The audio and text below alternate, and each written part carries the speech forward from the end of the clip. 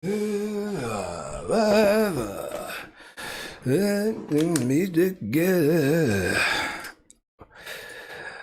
sorry about that. I don't know what happened there. I don't know how long I was sitting there talking to myself, but it'll be a wee surprise for yous on YouTube when you go and watch it while yous. I'm still alive though. Not be much, but we're still alive. We're still cooking here, right? So let me hit record there before that's a second catastrophe that happened. So let's fucking go here, right? It's a bit. This one's danger. This is danger territory, especially because Torga there's still at full HP. This guy is still pretty beefy. I think we need to do a wee bit of utility here because we're in deep shit here. Okay, so we're going to use a bonus action to heal up. That gives a wee bit extra. Let's use Dissonant Whispers on this here chap, Hayseed. And he's frightened, brilliant, right? So Frightened's a fucking belter, by the way, viewers, right? Cannot move. Frightened enemies also have disadvantage on ability checks and attack rolls. That's absolutely humongous, right? So we love that. Great turn, Drowsy. Love it. Woo! End turn, right? Come on, Torga, don't kill anyone. Jump. Oh, no, no, no, no. Oh, that's so good. Right, okay. So, here's what we can do now. We can use this Blade Song Climax to... We could do that, but if we do it on this guy, not only might it kill him, but it will also heal Drowsy. And we could even... Oh, if we could finagle Shadow... Aye, watch this, right? Take control of Shadowheart, move her closer. Move her closer. Then take back control of Gale. Invoke the Blade Song Climax here so that everyone's getting it, so that it damages that guy and heals everyone else. Lovely. I only healed 1 on Drowsy, but 5 on Shadowheart we will take. I didn't quite catch how much damage it is, but if you really want to check it, you can go into the combat log here and see that it did a certain amount of damage. I don't know how much damage it did. I don't care. Right, cool. Now Gale still has an action because all that is actually just a bonus action. So we can go...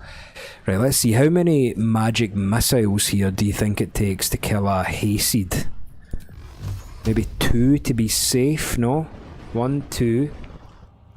And then we can hit Barton. And this could be a turn from Gale. Yeah, that's a turn for the books. I think we've just snowballed. We're turning the tide of this fight here. I think we're going to guide and bolt this woman here. This is, there's no two ways about it. This is a long rest type of fight. This is a long rest type of fight, isn't it? I didn't intend it to be, but it just started off absolutely terribly. That was a great roll for Shadowheart there. You see that? Jesus, 18 damage. And then surely we got advantage on this attack because we're at high ground. Oh no, but it's because of guiding bolt up there. See that? Damn it. Oh. And now we can very safely take our Scroll of Revivify, do it on not Hayseed but Lae'zel, put her there, and now we can take a short rest and heal everyone up. God, that went terribly! But it's alright, it's not going to be the hardest thing we're going to do in Honor mode. God, I was sweating there a wee bit, viewers, I won't lie to you. And then the fucking stream died in the middle of that as well, by the way. Oh, bloody stressful. Right, okay, that went fucking terribly. That's what I get though for fucking, you know, for trying to be fancy, innit? I should just do stuff simply. You know what I mean? Just do stuff simply that next time.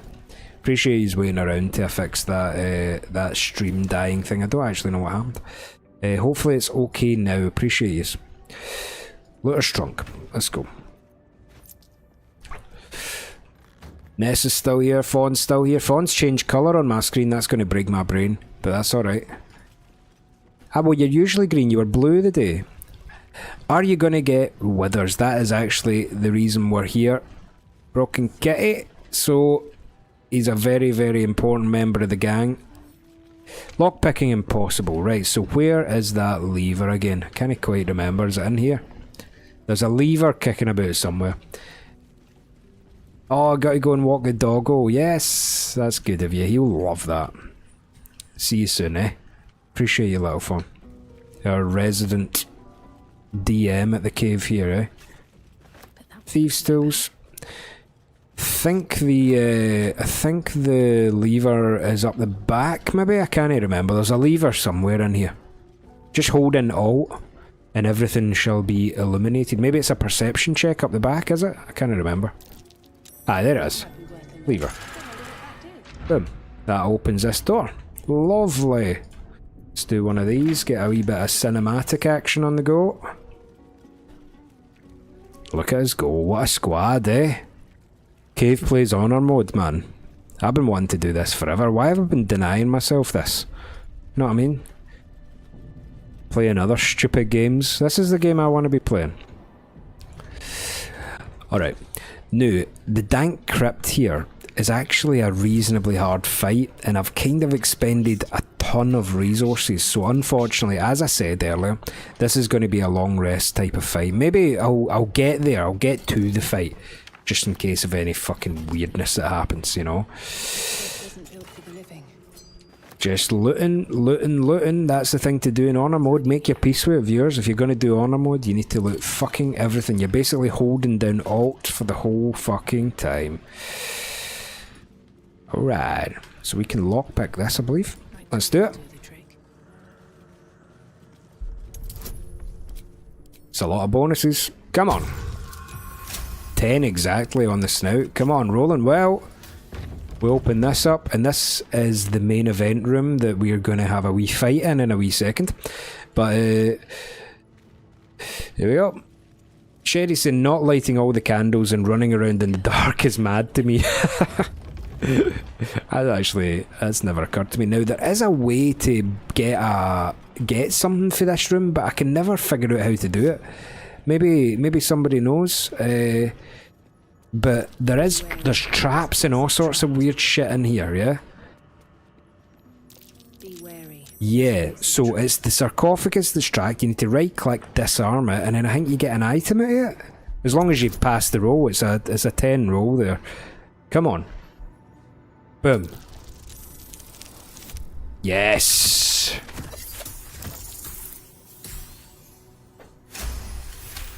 Let's go. Okay, now we can open it and we get, what's this? The Watcher's Guide. It is a spear. Cool. Take it. And then an engraved key. I'll take that as well. Lovely. Step carefully. Activate turn-based mode and dashes. Uncle Bear in the chat there. Appreciate you. Damn it. Now I believe that this door, does this no lead outside or something? I can't remember. I think this is the door that leads outside. Oh, that's a fucking DC 15. Let's try it. Fuck it. Oh! Nah, one off. Two off. Bastard. Is it really worth taking another Thieves' Tools to do this? Probably not. Now, I believe that ancient door is just the way out earlier. There was a door just after we met Shadowheart. And that is the other side of that door there, so yeah, cool. Crocodile's just arrived. Yes, appreciate you. Damn it, that's cool. How are you, Crocodile? Groove. Oh, a wee soul coin there. I'll take that, motherfucker. Looting all the dead bodies. I'm not above it. No, I mean, I'm in honor mode. They would loot me if I was dead. You know what I mean? Watch how you go. There's a trap. They would fucking loot me if I was dead, man. Right, wait, why am I walking? Oh, I'm over encumbered. Right, I'm encumbered. So, the stupidest feature in all of gaming is in this game as well. And down at the bottom you can see that I'm over encumbered. There is basically, I just need to go up here and go by weight, and I can see what all the heaviest shit is and just give it to Shadowheart. You know, and now I've got that much space and she's... Aye, so there we go. We can spread the load a wee bit there. Okay, so now, really quickly, I need to long rest. So, I didn't intend to. I thought that fight was going to be a wee bit easier with that barrel, but just in the cave fashion, we fucked it up just really nicely there. So, we're going to go to camp, and then this will demonstrate that the camp actually changed because we are downstairs and in a dungeon. We're not in our lovely outdoor camp anymore. It's still a safe place, but there you have it. We've got a new camp. It just keeps going on and on. I know we don't have too many characters right now, but we will have later on. Here we go. So we're going to end the day. I don't think anyone will have any extra new patter yet, so I'm not going to spend any time talking to people just now. Oh, unless they really want to talk to us, and he's summoned a doppelganger of himself. Juicy Box on YouTube's asking how long you plan on streaming. Busy right now, but I don't want to miss out on this. It is going to be on YouTube, by the way. Maybe another, I don't know, hour or two, I don't know. We'll see how much fun I'm having.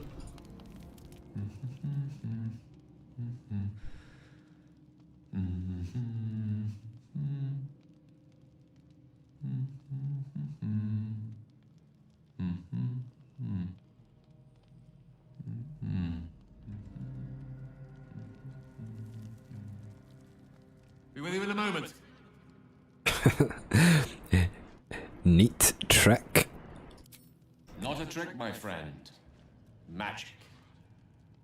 Be that as it may. Ceramorphosis. What does it make you think of? Ceramorphosis. Until quite recently, nothing at all. Ah, yes. The good old days. Day 1, fever and memory loss. Day 2, hallucinations and graying skin. Day 3, hair loss and blood leaking from all orifices. Ugh. Need to go on? Yeah, why not? Nod. Day 4, excruciating pain as the skeleton and organs reform and reposition. Day 5, the host personality has disappeared. Fingers and toes and limbs elongate. I take it you get the picture? I do, but you might as well finish the picture. Day 6, the flesh around the mouth splits to make way for tentacles. Day 7, a mind flayer is born. This is the abridged version, of course. This version was more vivid enough for my taste. More than vivid enough for my tastes. The storyteller's gift. My point is this. Our orifices remain blissfully unblooded, our heads remain clear, and our blood temperature normal. Any expert will agree this is abnormal. Long live the abnormal. I'll toast to that. The pragmatic in me, however, sees only the silence before the storm. Something to sleep on. We should get some rest. Yep. Does it so? Ceramorphosis in Baldur's Gate is the process by which you turn into a mind flayer because of your mind flayer tadpole. So Gale was describing the symptoms there, and it doesn't really sound very good. Sounds pretty painful. So we really kind of want to avoid that at all costs and maybe find a way to get this motherfucking thing out our head, man. Crocodile says this guy's handsome. Oh, where are you off to?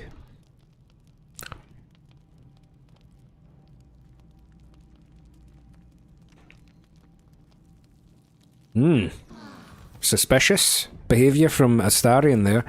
Let's keep an eye on him, shall we? So, Crocodile's asking, do you all have tadpoles? Yes, I don't know if you're being serious when you're asking there, but in this game we have been infected in our brains. The first thing that happens is that a mind flayer, which is basically a psychic octopus man, and very powerful creature in the D&D lore, they have the way that they procreate is by making human beings and other sentient creatures into mind flayers by putting wee tiny tadpoles that look awful, by the way. They look awful. They're awful. Putting them in their head and then waiting until they become mind flayers. So that's happened to all four of us, and About their words that they commanded protection. And everyone back at camp as well, who's basically just Astarion. All 5 of us at the moment have tadpoles in us, which means that we're on a timer counting down to become mind flayers in a violent and painful fashion, which is not really something that we want to do. Okay, so this is the scene for I don't think it's a hard fight, and it seems a bit strange to make a prediction for every single fight, right? Because I would like to think that that would be a bit of a farcical prediction cycle, because hopefully we are going to win this, but this fight is no joke, man. One way that you can make it slightly easier is if you take Lae'zel and just move all their bodies into the same bit. You know, I think that you can do that, just like jump up, move everybody, like carry the body, throw and put it there. You know, you can go up and you can affect the world in such a way. Get Lae'zel to just shove everybody there. Oh no, that's bad. I woke everybody up by accident. Oh no, and I'm so out of position. Right, well, that was stupid thing number 2, and we're only on episode number 2, and I've done 2 really stupid things. So I suppose we just start fighting these guys. This isn't how this is normally supposed to be. Normally you go in there and you activate our new pal, and then these guys come and jump you. Maybe this is better, who knows? Alright, fine. Here is the play then. We're going to start off with a little dissonant whispers to hopefully frighten this guy. Frightened, good, now he can move, right, excellent. Then we are going to do Bardic Inspiration on Lae'zel. This isn't a terribly hard fight, but it's not the kind of thing that I don't really mind taking long rests in this game. I don't really mind, as long as we get enough. I'm pretty rest, I'm a rest apologist, you know, as I am in real life. I like a nap, sue me. Okay, so this guy's an undead, which I think makes all of the radiant damage a wee bit stronger. You can right click, examine, and oh, I thought he would have had radiant vulnerability, but he doesn't. A lot of undead do, but for some reason this guy only has poison immunity. Oh well, on that note, maybe this guy is the beefiest bake out of the lot of them. The Entombed Warrior, he's got 41 health. The rest of them only have 13, but all of those guys have annoying magic spells, which we really need to keep an eye on. And all of them have high ground and position on us. So here's what we're going to do. We're going to take a wee guiding bolt to see if we can chip a wee strip off this guy. Yeah, and we did. Good shot, Shadowheart. We're going to move so that we're not all bunched up. And then, as the weakest member, I'm going to use Sanctuary on... No, wait, now I'll belay that, move over to Gale, take a full magic missiles. In fact, we could do the Blade Song again for a laugh. You know? Let's do the Blade Song, fuck it, that's the whole point of the class. Let's go! That's only a... That's not even an action as well, so we've still got the 2 of them. So let's go over and whap this guy right in the nog. Critical hit is only 9, but still, I'll take it. We've still got a bonus action, and we can Blade Song Climax if we were so inclined to just end this now, but I'm pretty sure Lae'zel's going to end this, so we're going to end turn.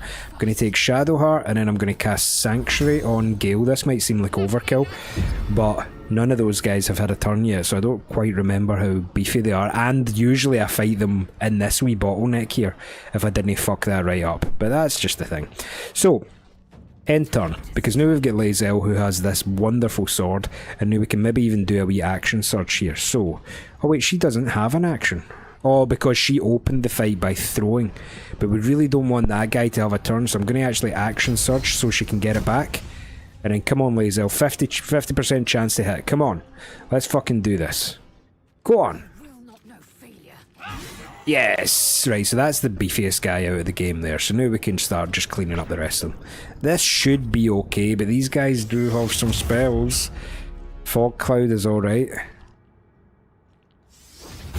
Fog Cloud is alright.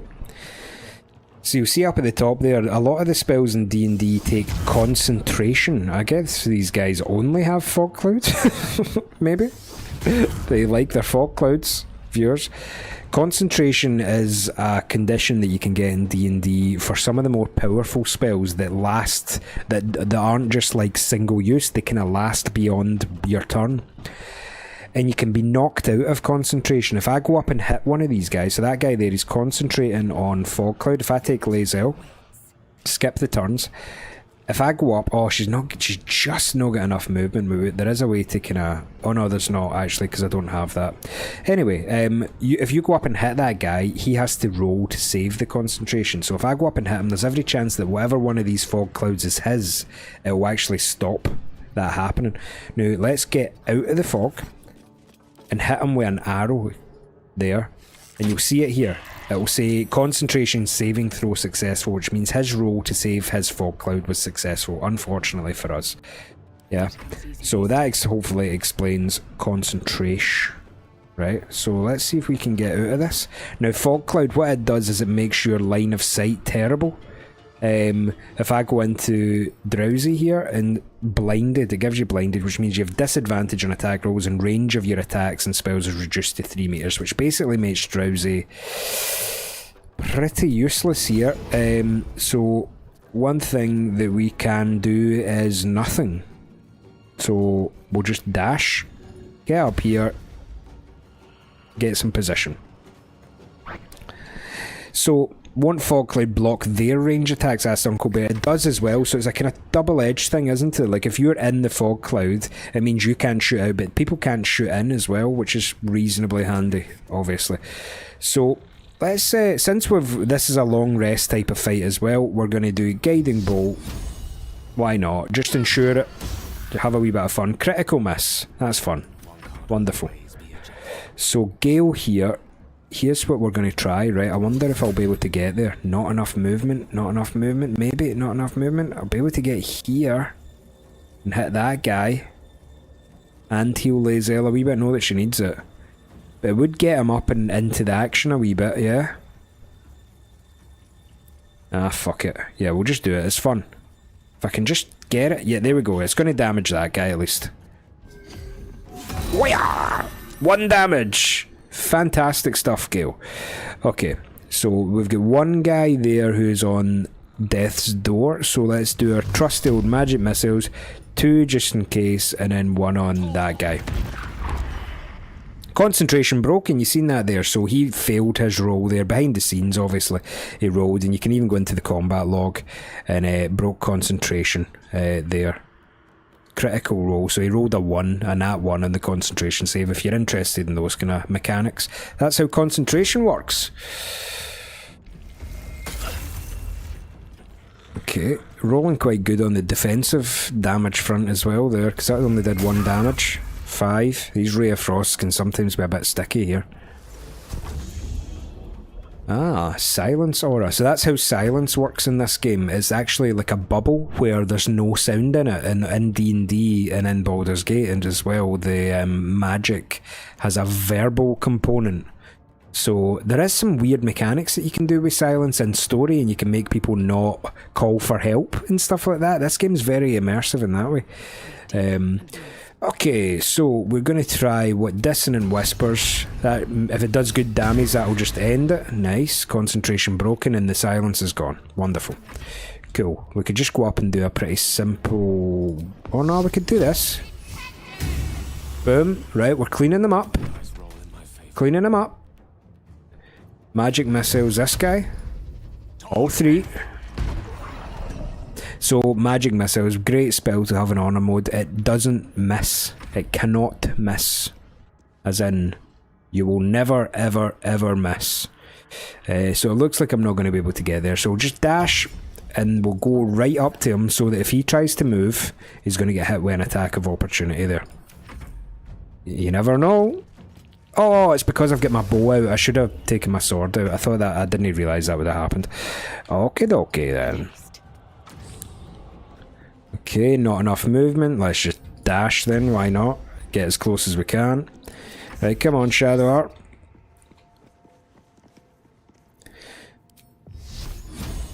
Get the damage, come on. Right, no damage, that's fine. Magic missiles though. Boom! And then we should finish it off with our beautiful big fucking sword here. Let's go! Ah, yeah! Lovely. Excellent. Hey, that fight went better than I expected, even though I fucked it right up at the beginning, you know. There you go. God, I need to play this game. You will love this game, Crocodile. You love it. You love it. Just make sure you come here and get your best pal Withers, you know.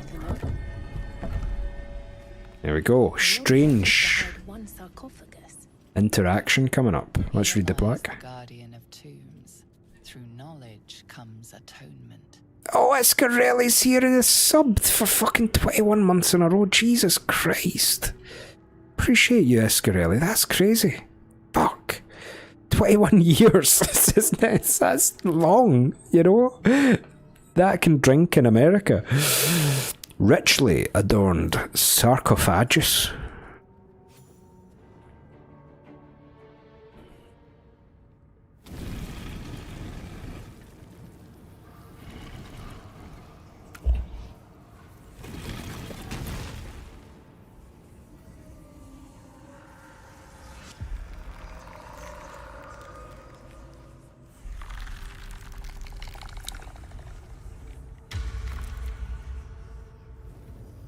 Yeah. I mean, a cooler zombie you will never meet in your life.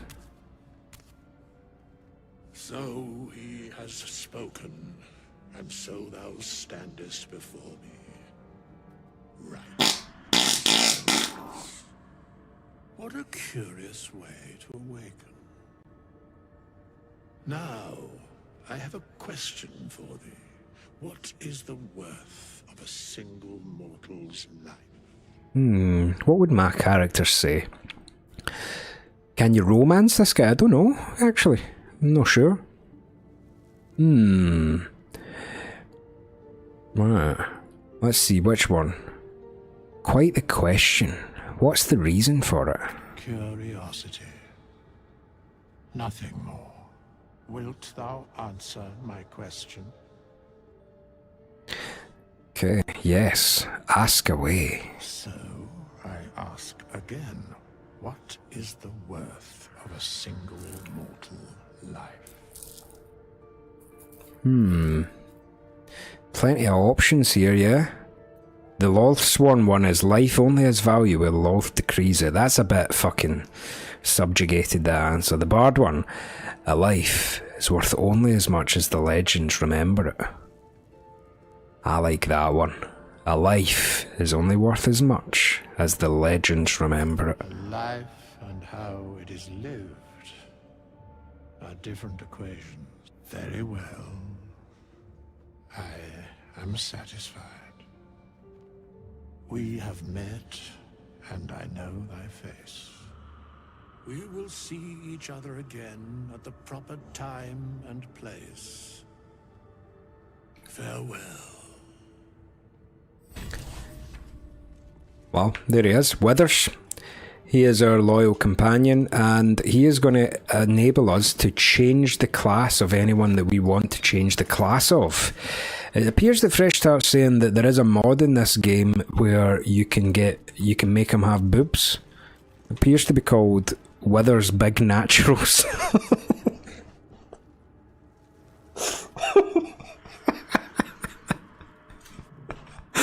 God. They just think of everything, don't they? Fucking hell.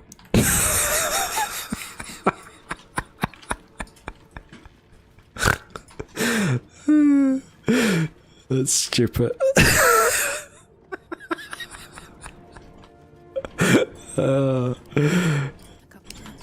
I mean, they're modding the important stuff, I suppose, aren't they? God.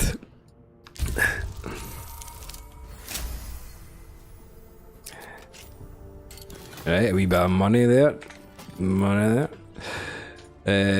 Right, so we managed it. Withers is now away up the road, right? This is going to be a wee episode of gaming shortly, but we're going to take a wee moment and decide how we're going to arrange all of our stats here. Lower the ladder. It comes with the pipe. Get the ladder, and we are daylight. And that is our first dungeon delve complete. Now, let's just mosey on up. We can come back here. I can't quite remember, right? But we don't have a shovel yet, but there is a mound coming up. And in Baldur's Gate, a wee bit of extra things will happen sometimes where you get a survival check. My character actually failed it, but you never know, one of the others might get it. If Gale fails. Lizelle. Successful. And she's discovered a dirt mound, and if you are equipped with a shovel, you can go and get an extra wee bit of items, and usually it's just money and this and that, yeah. But we don't have a shovel, so we can come back here later, right? So to end this episode, if you'll indulge me, I'm going to just quickly zip back to the camp, and back at camp we will find that we have a new companion here. His name is Withers. We meet again, as predicted.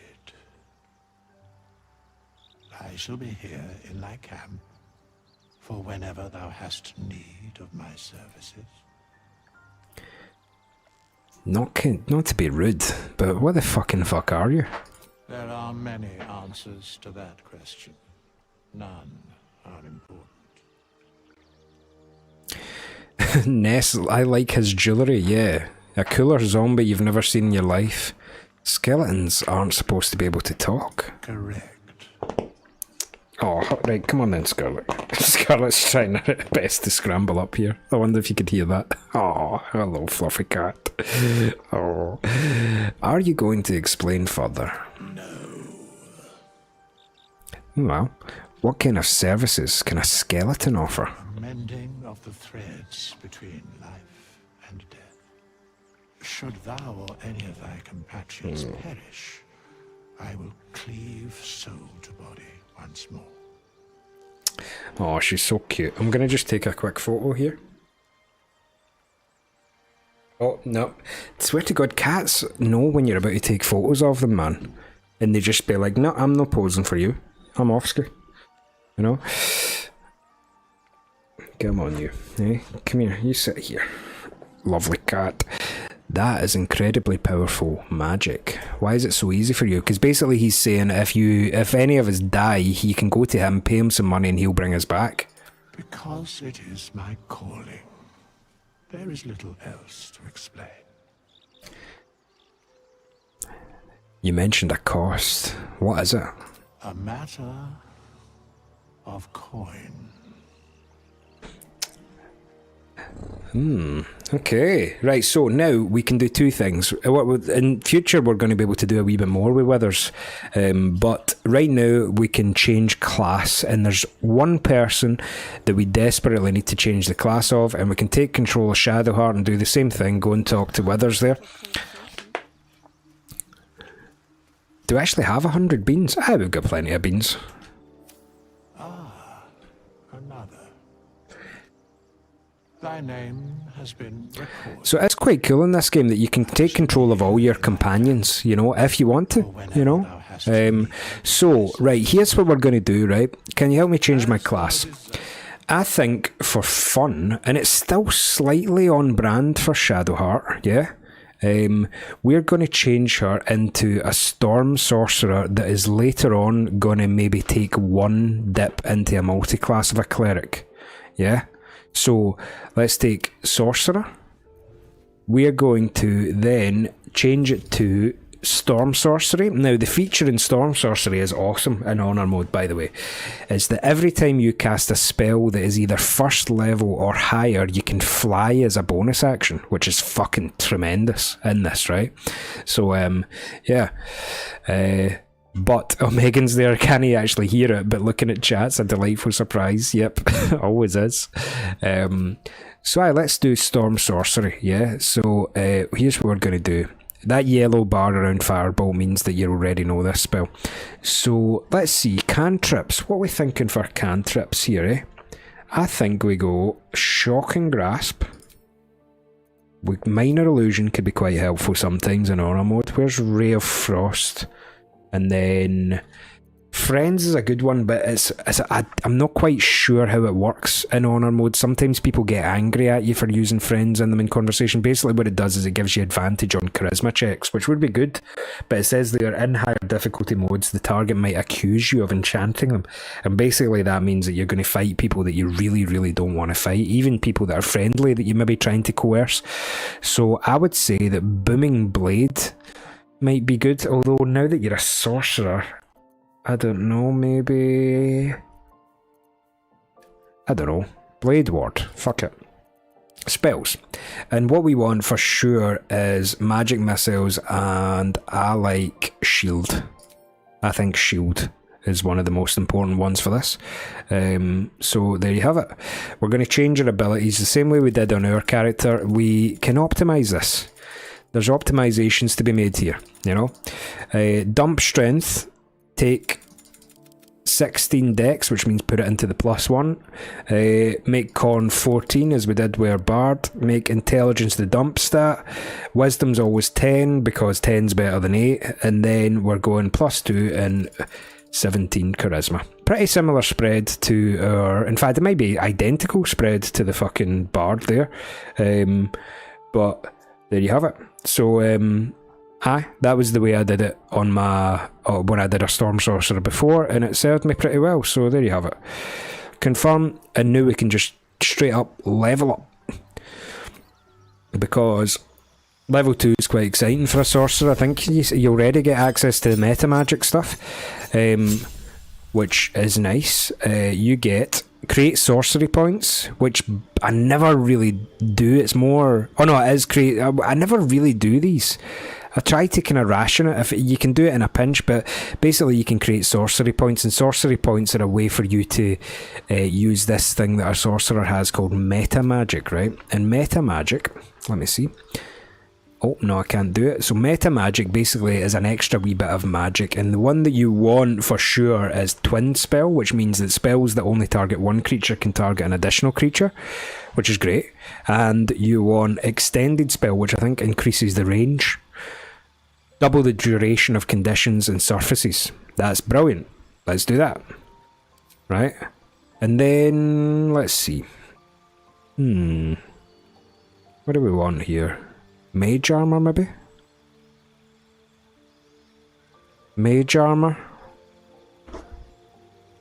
Can you can change everyone's clothes, Crocodile, and we intend to. This is just the starting stuff. This isn't going to be how we look. Trust me. Mage armor's good, I think. Because we are going to have to take all this medium armor off Shadowheart so that she doesn't complain. Yeah, let's do that. And then we get the meta magic, replace spell, don't need to, boom. There we go. What we could do if we really wanted to is probably change Lae'zel's character sheet and really optimise her stats, although it's not bad. It's not bad. 10 intelligence you would put into something else, I'm sure, but yeah. And then we could maybe think about making Gale something else, although I've not really locked in my final full build thing, but I don't know who we're going to take, but we're running these for the moment, but that's that then. Now, here's the wee trick. Withers is just taking 100 beans off us. Go behind him. Go behind him. Sneak. Pickpocket. Take the motherfucking gold back off him. The guy doesn't give a fuck. He doesn't give two fucks. Talk to him. It's as if it never happened. So you can just do all that for free. You never need to give Withers a fucking bean. He doesn't give two fucks, man. So, there we go. Good lad. Now, I'm going to call that an episode of gaming for YouTube. Whoa, I nearly fucked that up twice. Big time. Nearly fucked that up twice. But we made it. We're back at camp. We've done our first dungeon. And the next time we play this, we're going to take a wee trip to the Druid village and see what's happening there. And do all of that malarkey. But I appreciate you watching. There's episode 2 done. See you later. And then you hit record, and that's that then. The YouTube video's done. That's how you do it. I can't be arsed editing stuff anymore, man. I'll tell you what, see on see the subtitles, man. Like, see my stupid principles that I don't want to use AI for anything on the cave. Just makes everything way harder, man. But it's the one thing is that it doesn't take that long to edit a video like just into the clips, but the subtitles take fucking years to do, man. Honestly, it's kind of crazy, and I do want to do it for the RV there yet, and maybe for Pragmata or whatever, but I'm really just feeling that this is just going to be one of those, just top and tail it, fucking chuck it in there, you know, and just it'll be a marathon run, you know. I think with Baldur's Gate you need to make your peace with the fact that you're going to kind of sit in it for a long time, you know. So there you have it. One more episode.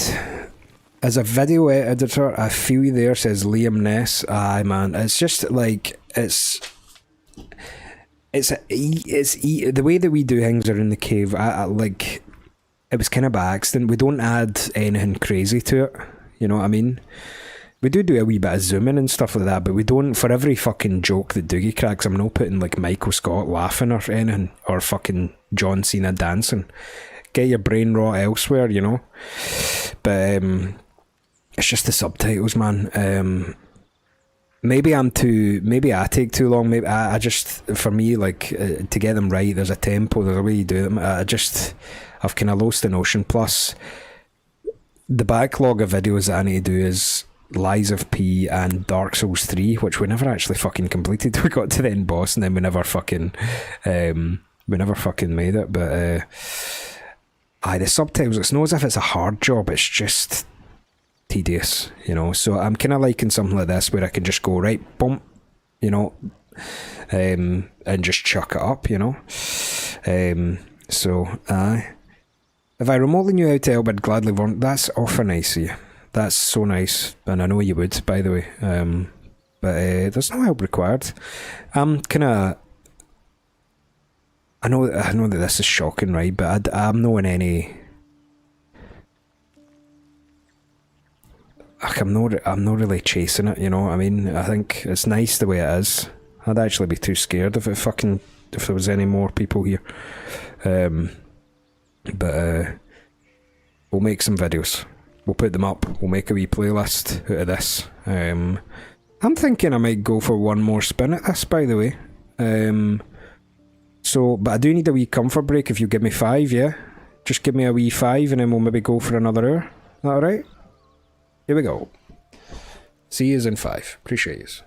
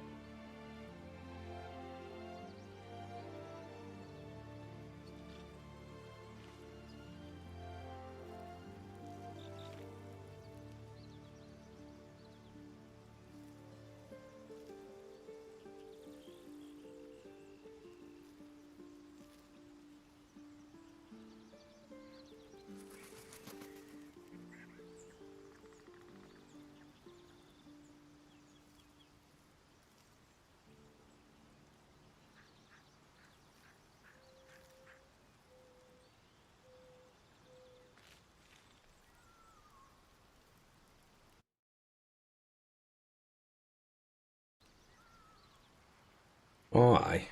Steal my seat. I'm taking a photograph of that.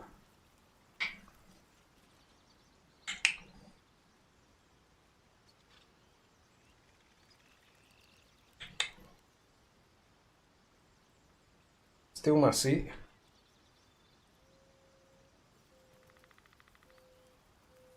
Oh, Scarlet, I'm sorry about this. I hate doing this. In fact, is there a way? Let's see. No, stay. Stay. Come on. You're alright. I think we can pull this off, Scarlet. Aye, that's a good lass. Hey? Is that comfy? Aye. There we go. Maybe. I do need to move a wee bit. Hold on. There we go, Scarlet. Aye, you stay. That's good. There we go. Eh? Oh. Wee bubbles. Took a couple of photos there, I'll post them. And the pets. And while I'm at it, I'm going to convince Dougie to do Fear Friday here.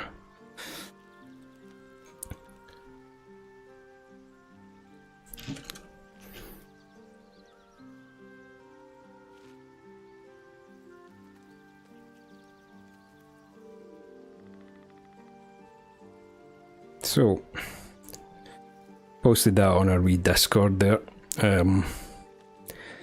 Get one cat on my chair and one cat on a cat tree behind me. It's nice. It's nice. Big cave streaming day. Fear Friday.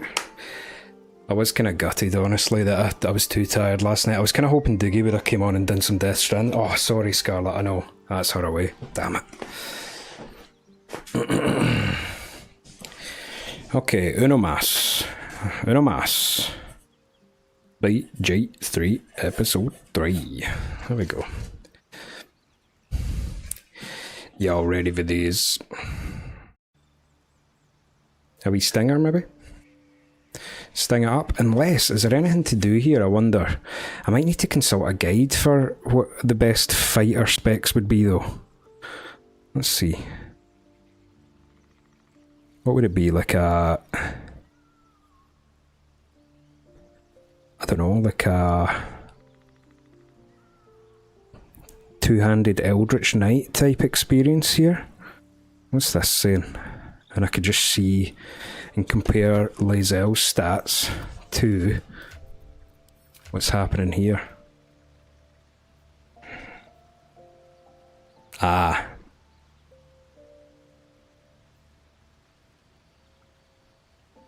Do you know what we're going to do? I think we're going to turn Lae'zel into a thrower. I've done this before, but as a barbarian. I've never done it as a fighter before. Right? But it just means that there's definitely a wee bit of optimization we can do on this front. So let's take Lae'zel to Withers. Oh, hello there as well. Oh, it's a shame you're not feeling so good, BK. Time for chatter. I shall be here. Cool. I can. Change my class, mate. Fighting style. What do we think here? Defense is good. +1 bonus to armor class while wearing armor, which she always is. So it's saying here that we want to be, let's say, 16, 15 high dex, constitution 14, dump intelligence, keep wisdom 12, keep charisma 8. And that is... Oh no, that can't be right. Because we've got 2 to spare here, do we not? 16?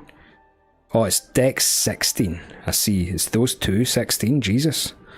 And that appears to be a pretty decent spread, according to this thing that I've googled. So now we can level up a wee bit. We'll just do this before the video starts, you know, just keep some of the shite down in the YouTube, but I appreciate yous are sticking around to watch this. Was there anything else? I don't think so. I think that's it, unless we wanted to make Gale something different from a fucking wizard, which, to be honest, it's no crazy useful in the upcoming fight. The Blade Singer. What can we turn Gale into? I wonder. Let's go and turn Gale into something weird.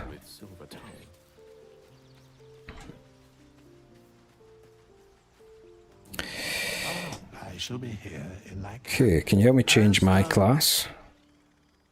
What do we want to change Gale to, I wonder? We could do some sort of Eldritch Blasting Warlock just for a wee moment. Kind of feels, do you not get this? It kind of feels strange changing Gale and some of the companion characters into something that they aren't. You know, it'd be strange having Gale as like a fighter or whatever, but yeah, whatever. Let's go Warlock, right? Because you've got the Eldritch Blast and the... I think Blade Ward's pretty good. You want to go with the great old one, don't you? So that you get critical hit, that creature and any nearby enemies must succeed a wisdom throw or become frightened. Although the Hex Blade's also good, is it not? Because it gets shield, which is handy. And it gets bind hex weapon. Hexblade's curse and all that. And you get proficiency in shields and armour and stuff. Let's make Gale a warlock for the run. Eh? For a laugh. You know what I mean? And then you want shield and you want Wrathful Smite maybe? Hellish Rebuke's also good. Armour of Agath is also really, really good.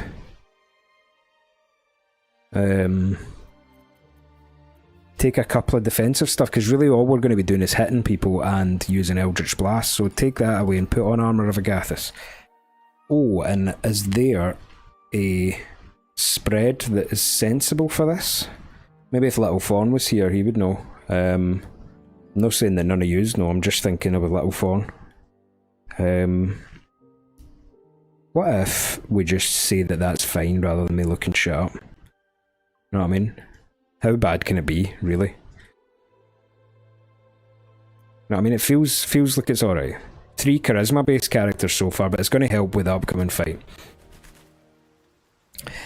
And then, just listen, forgive me, after we've leveled Gale up second time.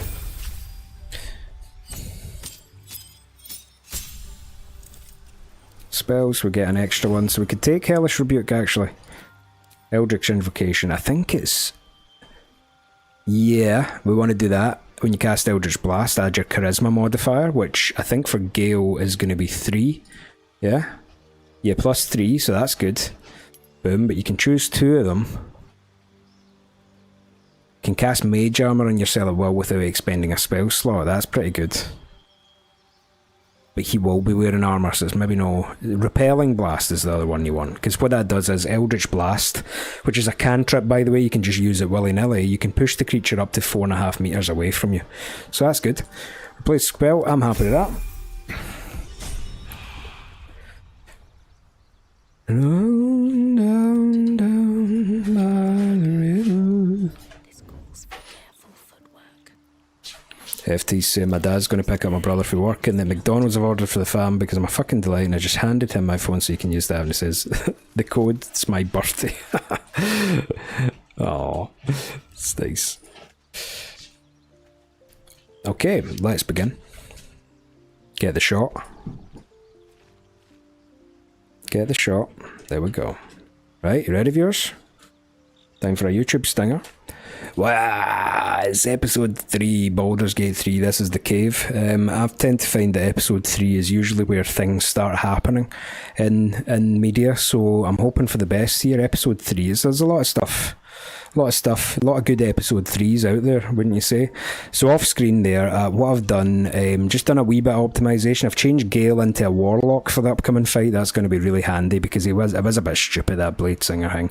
And Lae'zel, all I did to Lae'zel was that I just optimized her starting stats just a tiny bit, because I've decided that I'm going to turn Lae'zel into a throwing machine at some point, but right now she's doing fine with that big sword. You ready for this? Here we go. We actually haven't long rested, and the reason I didn't long rest is because sometimes cutscenes happen. Didn't want to long rest off screen, so forgive me, right? But there you go. Okay, so sometimes when you're playing Baldur's Gate 3, the companions have wee exclamation marks above their heads, which basically means, I want to talk to you, mate. But nobody does, and I wonder if we've actually not spoken to Astarion at all yet, so I wonder if we can do this. I am enjoying the latest addition to our little group. Lae'zel is delightful. In a very look at me twice and I'll dismember you kind of way, of course. Tell me about yourself. What's to tell? I'm a magistrate back in the city. It's all rather tedious. Okay, he's a magistrate back in the city. That sounds, you know, he's one of the less complex characters in our party so far if he's just a magistrate back at the city. Yeah, so I'm sure we'll get him to open up at some point, yeah. And there was that evening where he was sneaking around very suspiciously, wasn't he? You know? Okay, so we've still got plenty, quote-unquote, of this stuff, but we really need we need to behave ourselves with this. We need to start finding food, you know? Because I've done one more long rest than I intended. Dreams and nightmares. Maybe you wake up because you know something is wrong. Or maybe you just get lucky. Oh! Shit. What are you doing? No, it's not what it looks like. I swear. I wasn't going to hurt you. I just needed, well, blood. So it's exactly what it looks like. There in the dim firelight, you see him for what he really is. A vampire, a slave to sanguine hunger. So the option melee attack, pick up its stake and lunge at the monster? Probably not. How long since he killed someone? Days? Hours? I've never killed anyone. Well, not for food. I feed on animals. Boars. Deer. Kobolds. Whatever I can get. But it's not enough. Not if I have to fight. It feels so... weak. Dear. If I just had a little blood, I could think clearer. Fight better. Please. A strange sensation courses through you, and your companion's mind unfolds, secrets half revealed. So there is an illithid wisdom here. Push into his mind searching for the truth. It could be a wee bit invasive, though you could make the argument for, you know. Why didn't you tell me? At best, I was sure you'd say no. More likely, you'd ram a stake through my ribs. No. I needed you to trust me. And you can trust me. I do. I believe you. Thank you. Do you think you could trust me just a little further? I only need a taste. I swear. Aye, right, I would say. So, I'm going to say, at the risk of upsetting him, right? Are you mad? No. No. No, of course. Silly of me to even ask. I'll go and find something on 4 legs to eat, I suppose. Aye, of course you will. Let him go. You watch him stalk away, slumped, sulking, and ready to kill. Ah, damn. So Crocodile says, oh, you should have let him. And do you know what? I often did, see when I wasn't playing this on a kind of high stakes honor mode run. Because, by the way, this is honor mode, which means if you die, it's over, right? But in normal mode, I would let him, but it gives you a debuff for the entire day. It makes every single one of your rolls have a -1 to its outcome. I think that's what it is anyway. But it does give him a +1 to all of his rolls. But since we're not actually taking him to this next fight, it's not the time to be drinking my blood. Morning. I hope last night's little unpleasantness hasn't left a bad taste in your... Well, I hope there are no bad feelings. Not at all. Having a vampire on our side could be useful. Indeed it could. These are very helpful in a fight. Of course, I can't summon wolves or turn to mist like a true vampire. Being a spawn has its drawbacks. Is that how you can stand in the sun, because you're not a true vampire? Oh no. I should be cinders in this light. I hadn't seen the sun for 200 years before we crashed here. Someone, or something, wants me alive. They've changed the rules.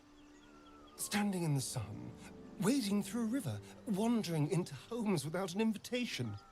They're all perfectly mundane activities now. As for my other quirks, well, we can figure those out in time. What's causing this? The Mind Flayer's parasite? That's my theory, but who knows? I'm just glad you're being sensible about these revelations. I was worried people might turn up with torches and pitchforks. Although there's still time. A vampire. Well, that explains the pallor. Given our group's nature, I don't see much harm. We're each monsters in the making, after all. For his sake, he best not develop an appetite for Githyanki. Enough. We need him. Like it or not. She's not wrong. We're bound together, no matter what comes. Fine. He stays till he's no longer of use. Besides, my flesh is not so easily tasted. Unless, of course, I have offered it. Uh-oh. Oh boy. There now. We're all friends again. Shall we go? There's a long day ahead of us. So there is a bit of work to do in knitting the fabric of friendship amongst this group, because there is, other than Gale, who everyone seems to just love, and what's not to love, I suppose, Shadowheart and Lae'zel have a bit of a beef. Lae'zel and Astarion seem to have a wee bit of a beef, so yeah, we've got work to do smoothing this over. Alright, let's get this episode underway by beginning it. One thing that I did mean to do off screen, but I forgot, right, is that I was going to rearrange all of the hotbars for everyone, but I can't really be arsed, so I'm just going to continue. It's not a big deal, I can do that some other time. But here we go. Let's make a fucking beeline as far as we can go towards here so that we can get cinematic mode going. Oh, when you zoom in, this is it. So me and Laws, we came from this company. They're called Larian, yeah. You'll have heard of them if you've heard of this game. They made this game amongst some other games. It was a game called Divinity Original Sin 2, which was the game that me and Laws started on, and it was brilliant. It was, but there is just so many ways that this just enhances it. Now in Divinity, you couldn't zoom in like this and almost play it kind of from your character's perspective, which is a crazy nice thing to be able to do, to actually get a good sense of your surroundings. But also, there was no cutscenes in it. It was voiced. Don't get me wrong. It was just, oh, there's a shovel. Right, cool. We've got a shovel.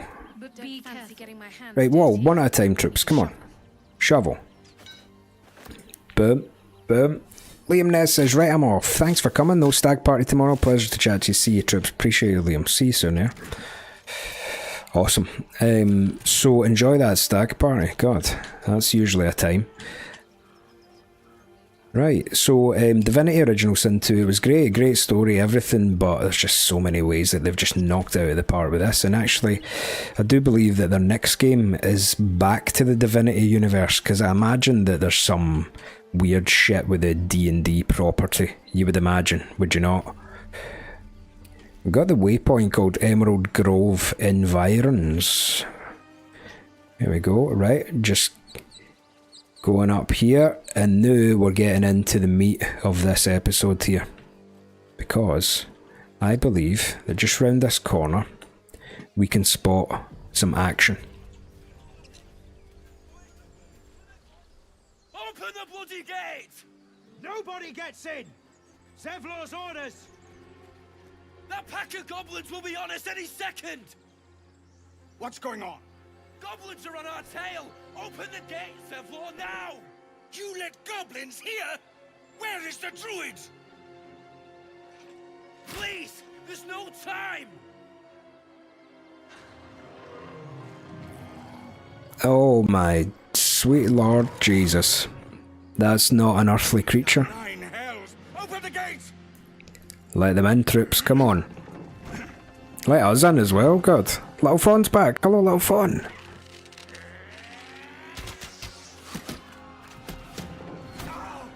Oh no, the gate guy. Oh, not cannon. Oh, come on, lift it, boys. No. Oh dear, looks like we need to get involved here. Damnable roach.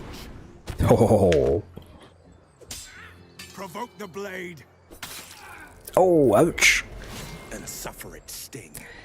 That's the best entrance we've seen so far. Sorry, Lizelle, Shadowheart and Gale. Ah, right, so we've rolled pretty good on the initiative, other than Gale, who has rolled the absolute worst, but our people are at the top of this. This is a pretty meaty fight. We've got, up at the top, we've got our guys in blue, our 4 guys that we've direct control over, as well as some green guys. So we've got Aradin, the 3 guys at the front, Barth, Aradin and Ramira. We're going to try and save them if at all possible. Up in the top, we've got Zevlor up there, who appeared to be the commander there, and then we've got, where is he? There he is, Will there, who made that staggering entrance. We'll get some meaty guys here. We've got a wee bit of high ground up at the top as well, which we maybe want our spellcasters to take control of. So we've got the bard right out of the gate. What can we do here? So we definitely want to get up to the high ground with the bard as much as possible. Let's do this. Close back as well. Nice. This is the same stream. I gave up with the mouse game, Chloe, unfortunately, but no, maybe not for good. I just fancied playing this. So we do have Lizelle taking a turn, so I would be pretty happy just hitting this guy, knowing that that isn't actually going to kill him, and just chipping away at the damage. Miss. That's no good. Not in this economy. Right, okay. Come on then. Let's see if we can do it this time. Come on, Lizelle. That's more like it. We could even action surge to do it again, but that seems like a bit of a flimsy use of the action surge. We've got this pommel strike, 1 to 4 damage as well. Uses a bonus action. You can only do it once per short rest, but... oh, I missed. Unlucky. That's not so good. That wasn't a great 2 turns, because all we've really done is moved and not killed anybody. Okay, whatever. That's no good for whoever that was. I took my eye off it for a second just to answer Clomaze. Is this the new stream from earlier? No, sorry, not that. How come boring? Pardon me. Just a tiny bit. I was playing Mouse PI for Hire earlier, and it was nice and novel for a couple of streams, but then I just talked myself into playing this, and why the hell not, I suppose. Right, so we've got a problem already with Shadowheart, because I've changed her into a sorcerer behind the scenes. Maybe I should have mentioned that, and we need to spend a turn taking the armour off, because for whatever reason, sorcerers don't like armour. So there you have it. Sorry, Shadowheart, I really didn't think this through, my pal, but you're going to have to be like that for the foreseeable. Right, magic missiles. We can do magic missiles once to just ensure that, and then 3 on this guy. 2 on this guy, pardon me. Such an unbelievably useful spell in Honor mode, by the way. And because we've changed Shadowheart into a Storm Sorcerer, we can now go over here and use, after every time we use Magic Missiles or any of the other spells, we can click this, and it gives us a bonus action ability to fly, which means that we can just go zip and zip up here, which we like. And now we're up here and we get all the high ground bonuses. That's awesome. Lovely.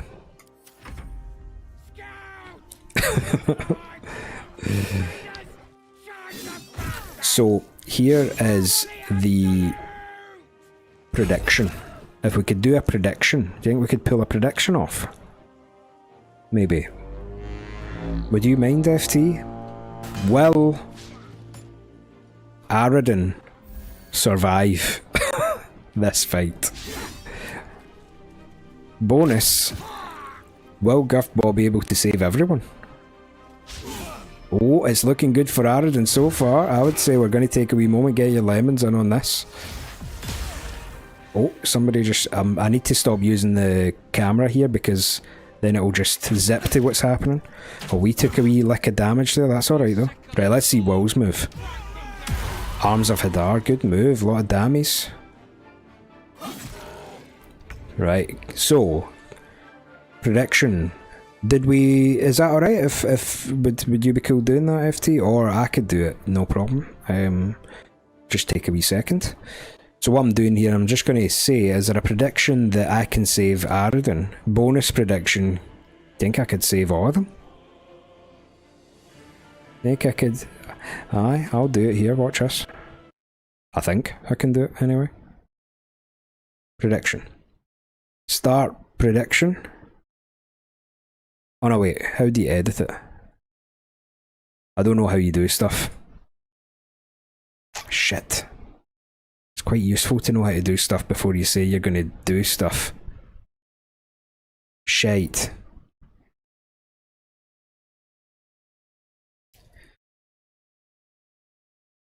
Don't know how to do it. I don't know how to do it, unfortunately. We'll do it another time. Okay, so Gale is now a warlock, a hexblade warlock, which means he's got access to that lovely spell that we all love called Eldritch Blast, which doesn't cost a spell slot, and you can just fucking use it recklessly. Right, so the objective here, let's see if we can save Aradin. I would be happy with that, but if I could save all three of them, wouldn't that be something? Come on now. Right, so we've cleared the high ground, and this is looking pretty good so far. So let's see what we've got. High ground advantages. How come? Oh, it's outside normal range. So we're, see that there? We're getting advantage from high ground, but disadvantage from the target being outside the normal range. So we need to get a wee bit closer. However, one thing that I could do is maybe that big guy there. See Bugbear at the back, who definitely looks like beefier than all these other guys. I think it would help the cause over there if I hit him with a dissonant whispers. Frightened. I'm rolling pretty good on the old dissonant whispers these days. Okay, right, so here's what we're going to do. This might be a good use of action surge, actually. We're going to dash, which uses up an action, watch this, so that we can get right fucking in amongst it.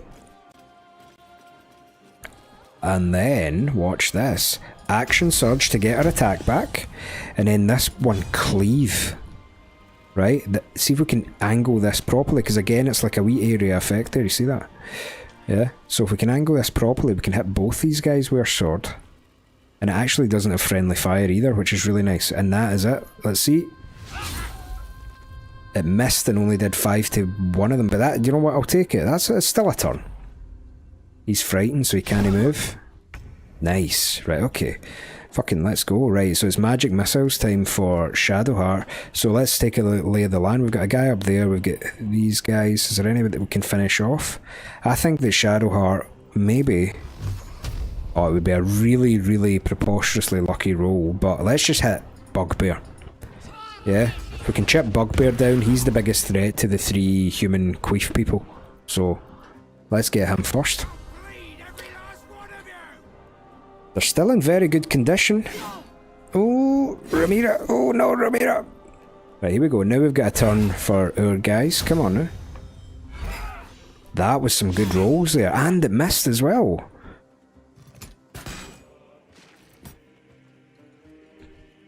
Zevlor did it. Like, Ramira's going to get revenge here. Oh no, don't run away and get an attack opportunity, mate. Come on now. Nice damage. That's Lae'zel, so that's alright. Oh, Aradin took a hit there. Oh, unlucky with that attack opportunity there, Gale. He just cast fucking poop. Knocked Shadowheart and Gale prone. Luckily, Drowsy's still up. What was that? Arms of Hadar, I think? Oh, nice, he just healed Ramira. Right, cool. So, Gale, what can we do? Can we reach anyone with an Eldritch Blast? Oh, we can, look. Fucking hell. We could even try and absolutely ice this warg here. Oh, no, Gale, come on now. That's not so good, man. Okay, so let's see if we can redeem that with one of these. Aye, perfect. Right, cool. And then I'm going to get Drowsy and we're going to move her in a wee bit closer. Simply so that I don't get disadvantage in all my crossbow attacks. Yeah? Here we go. Right, Lae'zel's already right fucking in amongst this, so I reckon that with some good luck, we might be able to kill this guy in one hit here. Oh, 1 HP. That's a shame because he might end up getting a turn, but that's alright. I think we're doing alright in this one. And everyone's surviving there, by the way, did you see that? Still got one more magic missile, which would mean we could take out Goblin Guy. And let's see. Oh, if we were a wee bit closer, we could take out that Goblin Guy. Let's kill that Goblin Guy, because he's actually on his way to come and get us, so... Boom. Excellent. Oh, that guy survived, but that's alright. We could get Gale to Eldritch Blast him or something. Wonderful.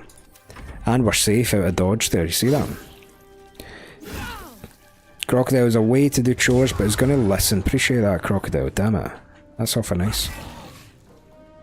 Nice. Bugbear's getting there. Zevlor's still got an attack. He's killed somebody. Nice, Zevlor. This might be a world's first. Everybody survives. Maybe. What's he doing? Ray of Sickness. Unlock it, you bastard.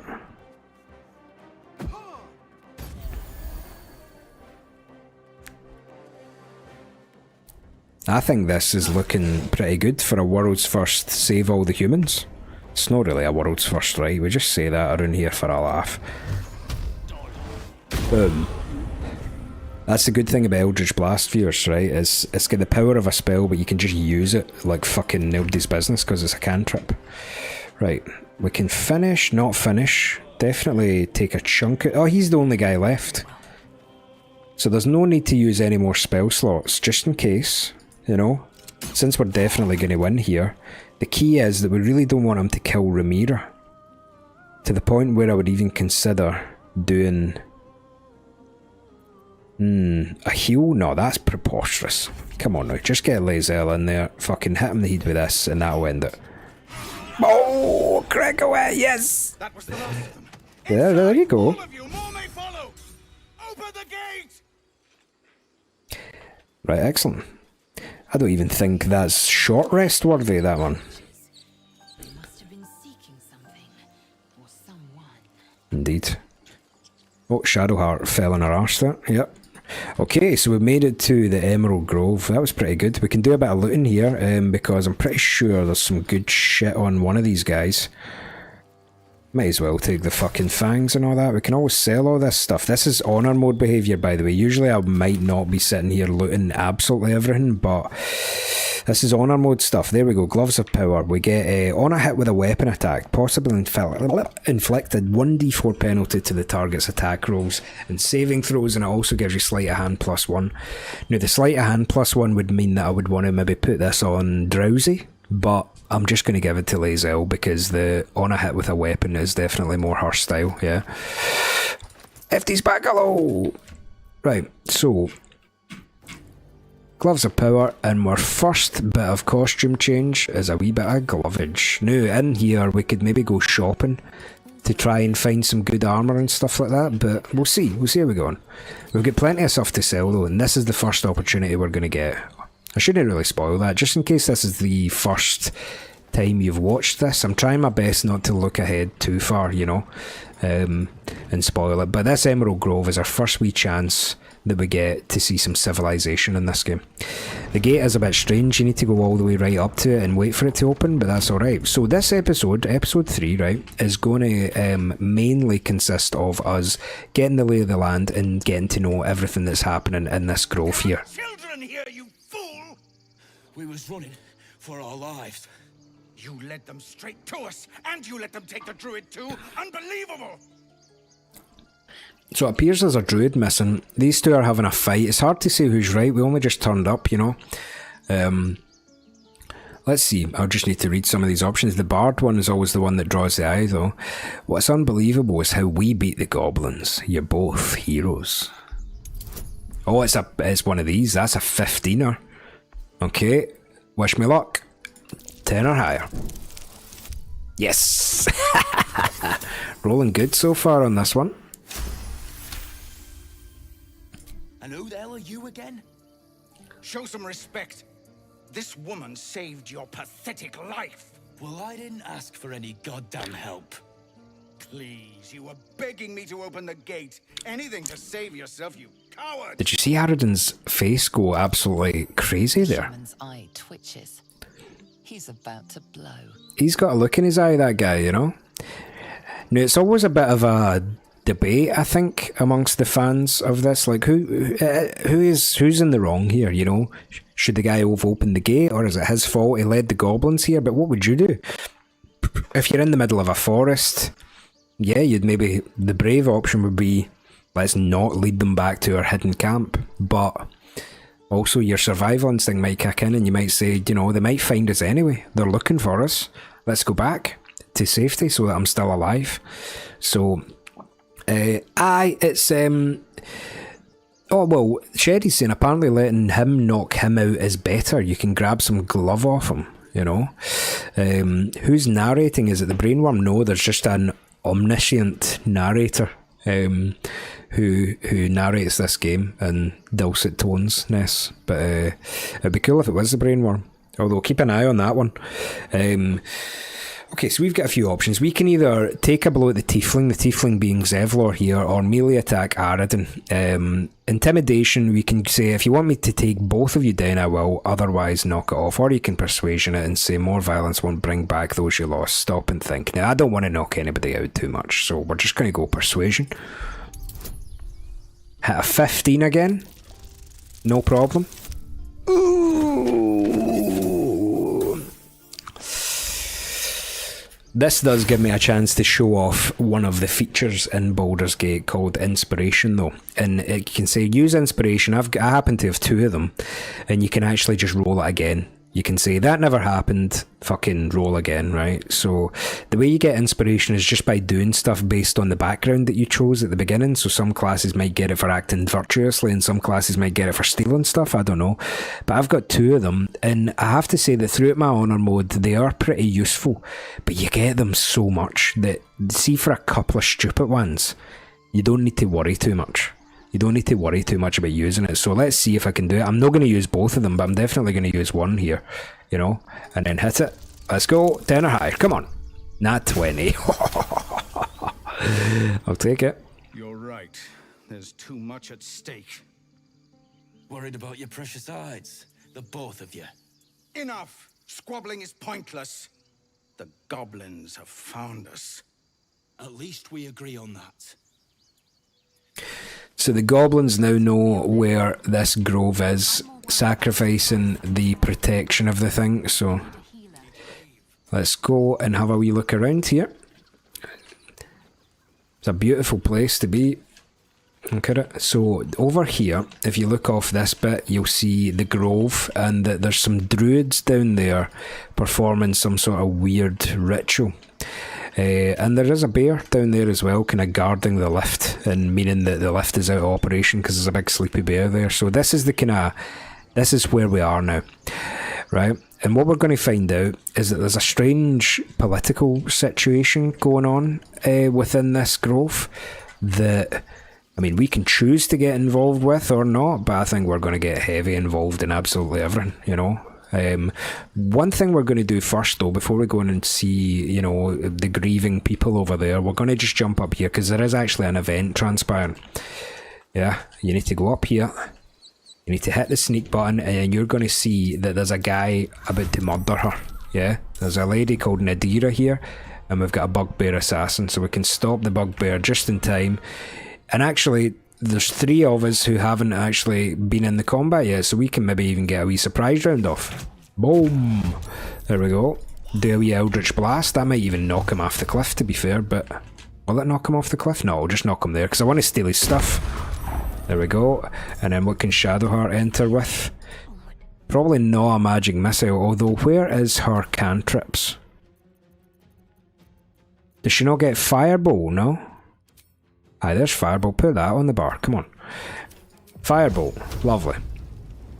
Good damage. Miss. Unlucky. Madeira cake. What is that, Ness? What can I don't know. I know what that is. Madeira cake. Ness on the chat there saying I love Madeira cake. And if it's a cake, I would be pretty certain I would love it as well. We're not going to Eldritch Blast him because that would knock him off the cliff. Also, we can't. So, let's see if we can just finish this here. 1 HP left. Just quickly cycle through it.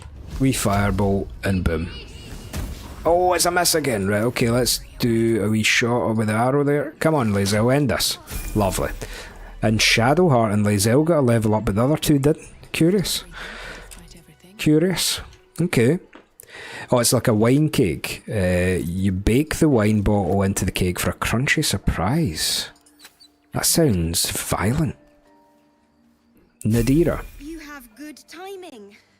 Never been much of a fighter, so wrestling a bugbear would have gone poorly. But you're not here for heroics, are you? Avernus's stench is all over your skin.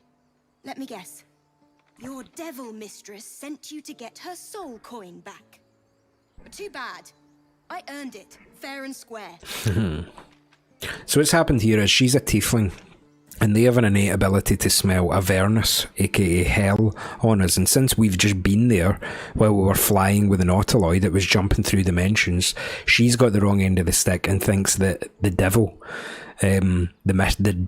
one of our devil mistresses sent her to get a soul coin off her. So that's what's happening, but it's obviously not the case. We're not here to get that soul coin off her. So I've been to Avernus, but I'm no devil's servant. Care to explain why you reek of the hells? Well, you wouldn't believe me if I told you. Considering what I've seen, you'd be surprised. But if you're not here for the coin, I'd rather enjoy the quiet. There's not much of it anywhere else. A mind flare abducted me, and its ship went straight to Avernus. Now, that's another thing that I don't really know what the criteria is, but sometimes you have situational advantage on every one of your rolls, and that basically means that you can take 2 d20 dice, right, and roll the 2 of them and take the highest one. So there we go, easy. Advantage really powerful. Sometimes you get disadvantage, which is the opposite. You roll 2 and take the lower one, which is devastating sometimes. Well, that's quite the story. And I thought I was doomed. Now I feel sorry for you. Here. Take this. It's worth a fortune. But a fortune's not worth much if you're dead. Consider it payment for saving my life. A soul coin, true to its name, holds a mortal soul inside. It serves in the 9 hells as very valuable currency. Wow. So that wee bit of story there was due to the fact that we passed a check, and we wouldn't have got that much insight into a soul coin. So a soul coin is basically, there's somebody's soul in it, and it's used as kind of diabolical currency. So we have leveled up here, right? But here's the one thing that I'm going to just take a wee moment and do. See, rather than go through Gale's leveling up, I've had fun being a warlock. I'll do this just as quick as I possibly can, viewers. But we're going to get Gale and we're going to change him back to a wizard for a reason that you'll see in just a wee second. Fate, although thou dost not Change my ask, classmate, and then we're just going to make him any old fucking wizard. I don't know. Oh, you don't pick a subclass yet, but what we do need is we're going to take Firebolt, let's say, Ray of Frost, and Blade Ward, but the spell that we need, where is it? Take them all off. We definitely need Longstrider, and where is it? Where the fuck is it? I thought wizards could do speak with animals. Maybe I've got that wrong. Maybe I've got that wrong, viewers. Pardon me. Which class gets the speak with animals? The Bard does, but I haven't stocked it. And Druids, yes, Druids, sorry. Little Fawn's got my back there. Let's just quickly change him into a Druid, who cares? It's just for some conversation. It's only for conversation. Alright. And then we definitely want to steal the money back.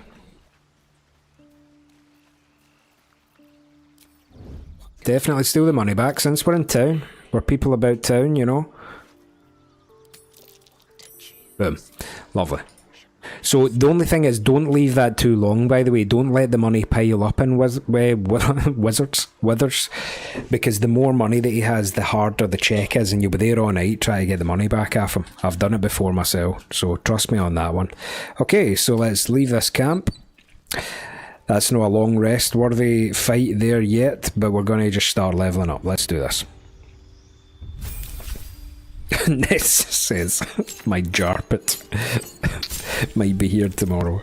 So viewers on YouTube, our Ness in the YouTube, on the Twitch chat there, has ordered this carpet that's made out of jean material, like denim. It's called a jarpet.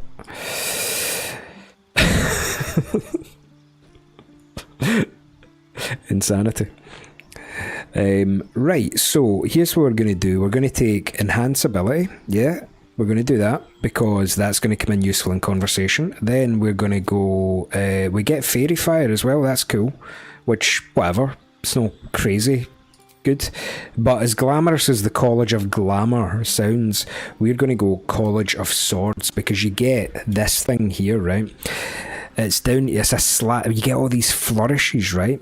Which use bardic inspiration as a currency, right? So we get 3 of them just now per long rest, no, per short rest. And it's that one. See, slashing, flourish, melee, and where is it? Slashing, flourish, ranged. It means that even at this early stage of the game, we have a character who can attack twice per turn, which is fucking ridiculous at this stage of the game. You know, it just turns the tables on honor mode and makes it unfair in our favour, which is nice. So I guess, it's 2-weapon fighting we need, even though we're going to be a ranger most likely. But when you make an attack with your offhand weapon, you can add your ability modifier to the damage of the attack. So you could put a crossbow in the offhand, and you could get a wee bit extra damage there. Skill proficiency is quite like that. Maybe, could you change performance? Performance is never crazy good, and we could maybe put it into intimidation or persuasion. Yeah, let's be intimidation. Bards after all. Then this is super important. Let's replace dissonant whispers, because trust me, even though that's been our best spell, we're never going to use that again, because the spell that I'm going to replace it with is fucking obscene, right? It's called Cloud of Daggers, right?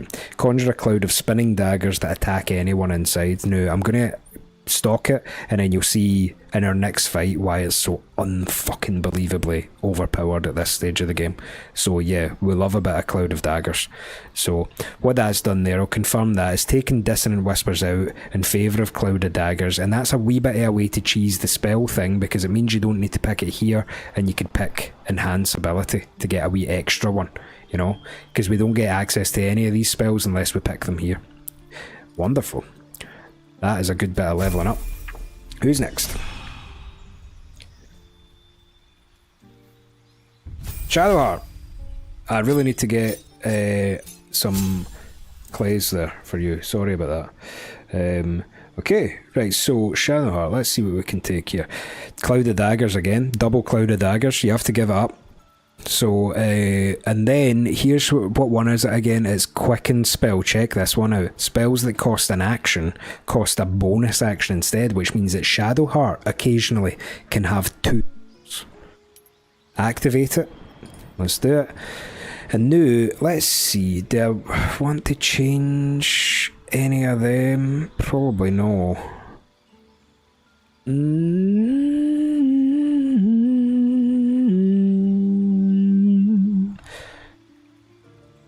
No, I don't think I want to. I'm just going to keep them.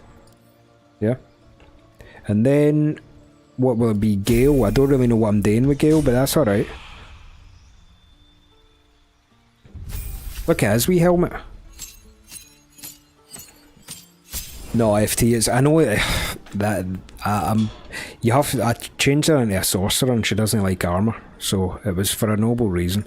All right, so what one of you gets fucking speak with animals? I don't care about anything. Just shove speak with animals and then any old shite on. Circle of the land. Be my guest. Yep, I'm sure that's all really, really good druidy things. And in fact, my first playthrough that I did with Laws, I was a druid, and it's an awful lot of fun, trust me. But we're just going to blast through, because I intend to change him back into a warlock. Okay, so level 3 is a good level for a fighter, right? Because we get Githyanki stuff, which is specific to her race, which is you can triple a creature's jumping distance, not just you. Or I think it's a caster. Anyway, we're going to go Eldritch Knight, I believe. Let me just check my own notes for the last time I did this. 2 wee seconds. Pretty sure it's Eldritch Knight for the throne thing, innit? Where have I put that? Ah, here we go.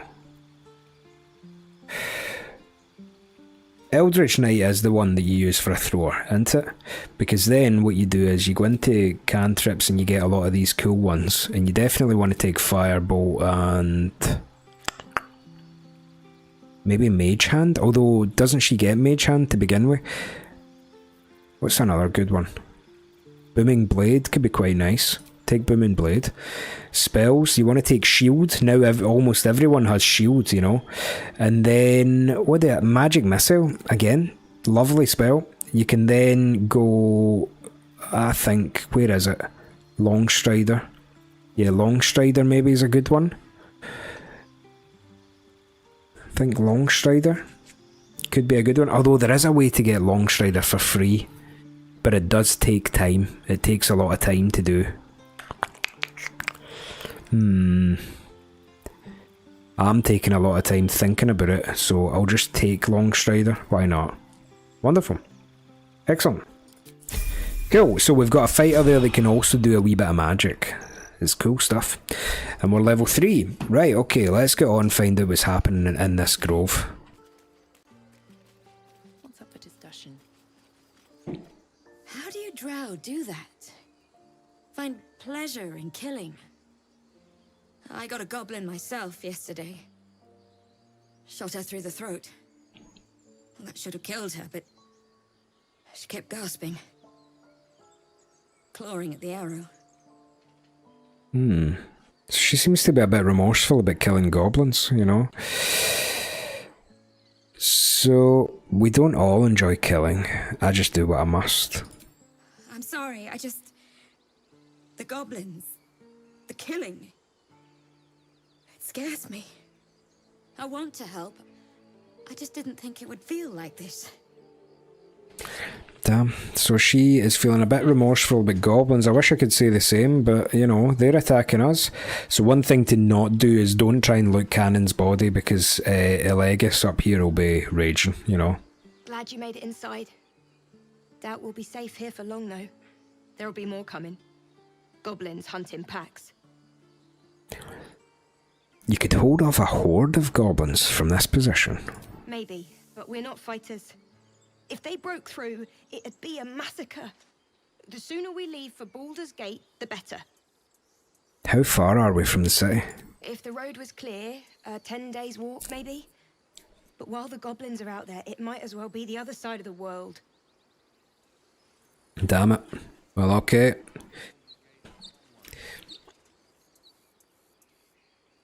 Have some respect. This really isn't the time to talk. I mean, yous would all be dead if, I don't know why, you know, but yous would all be dead if I didn't, you know what I mean? So, I don't know, just maybe say hello and get on with it, kind of thing. Why was Shadowheart outside? See that? So Shadowheart's just appeared from nowhere. In fact, where's fucking Gale? Ah, here he comes now. Right, great. Okay, so let's take a wee journey into the Emerald Grove here, yeah? Let's go. It's a lovely looking game when you zoom in. I know it's probably meant to be played from up top, but I'm going to try, and I might fail, you know. I'm going to try and be as cinematic as possible and celebrate the visuals in maybe a way that you just breeze past otherwise. And I mean that myself, I breeze past them otherwise. You just kind of click and you get into the zone. But since we've got a wee movie going on here, and god damn it am I pleased to be playing this. But I'm going to try and just be as cinematic as I possibly can. So here we go. This is the Grove, and there's something going on here. There is something going on here. It's called the Hollow. So this wee town here is populated by some tieflings and some humans, amongst other things, and we're going to find out what's happening here. The first thing we're going to do, let's talk to Aaron. Refugees, adventurers, and even a drow. No one in years, and suddenly we're overwhelmed. Well met. And thank you for beating back those goblins. Most brave of you. Is there anything you need? Act fast if you do. The ritual will be complete before too long. Well, finally someone who's been polite to us. But there seems to be a ritual going on. What ritual are you talking about? Ah, I forgot. You're a blow-in. A few days hence, this grove will be completely concealed by thorny vines. None will be able to enter or leave. A drastic measure. But more monsters seem to terrorize this region every day. What about the people here? We druids will be safe. As for those that took refuge here, well, may Sylvanas guard them as they continue their travels. So there seems to be some refugees in this grove, as well as the druids who are taking... They're basically hiding from the goblins on their way to Baldur's Gate. Interesting. Guillermo Novas on Twitch has got to go. Ha! Appreciate you. Going to travel to Santos to visit the family and walk on the beach. That sounds absolutely majestic. Well done, Guillermo. Appreciate you. I'll see you soon. You just said the region's overrun by monsters. They won't survive by themselves. As I said, it's a drastic measure. But the survival of the grove is paramount. There just aren't enough supplies to support everyone. I'm looking for a healer. I pray no goblin arrow has grazed you. Nettie could put you to rights. She should be with the others in the inner chambers. But I doubt she'll be taking on new patients. The grove will be locked down soon. Okay, we've got a lead. Nettie could maybe help us. Interesting. What are you selling? Just some bits and bobs I no longer need. So I've never really understood how the haggling works in this, but apparently one of the most optimal ways to trade is to go to the barter and then barter with it.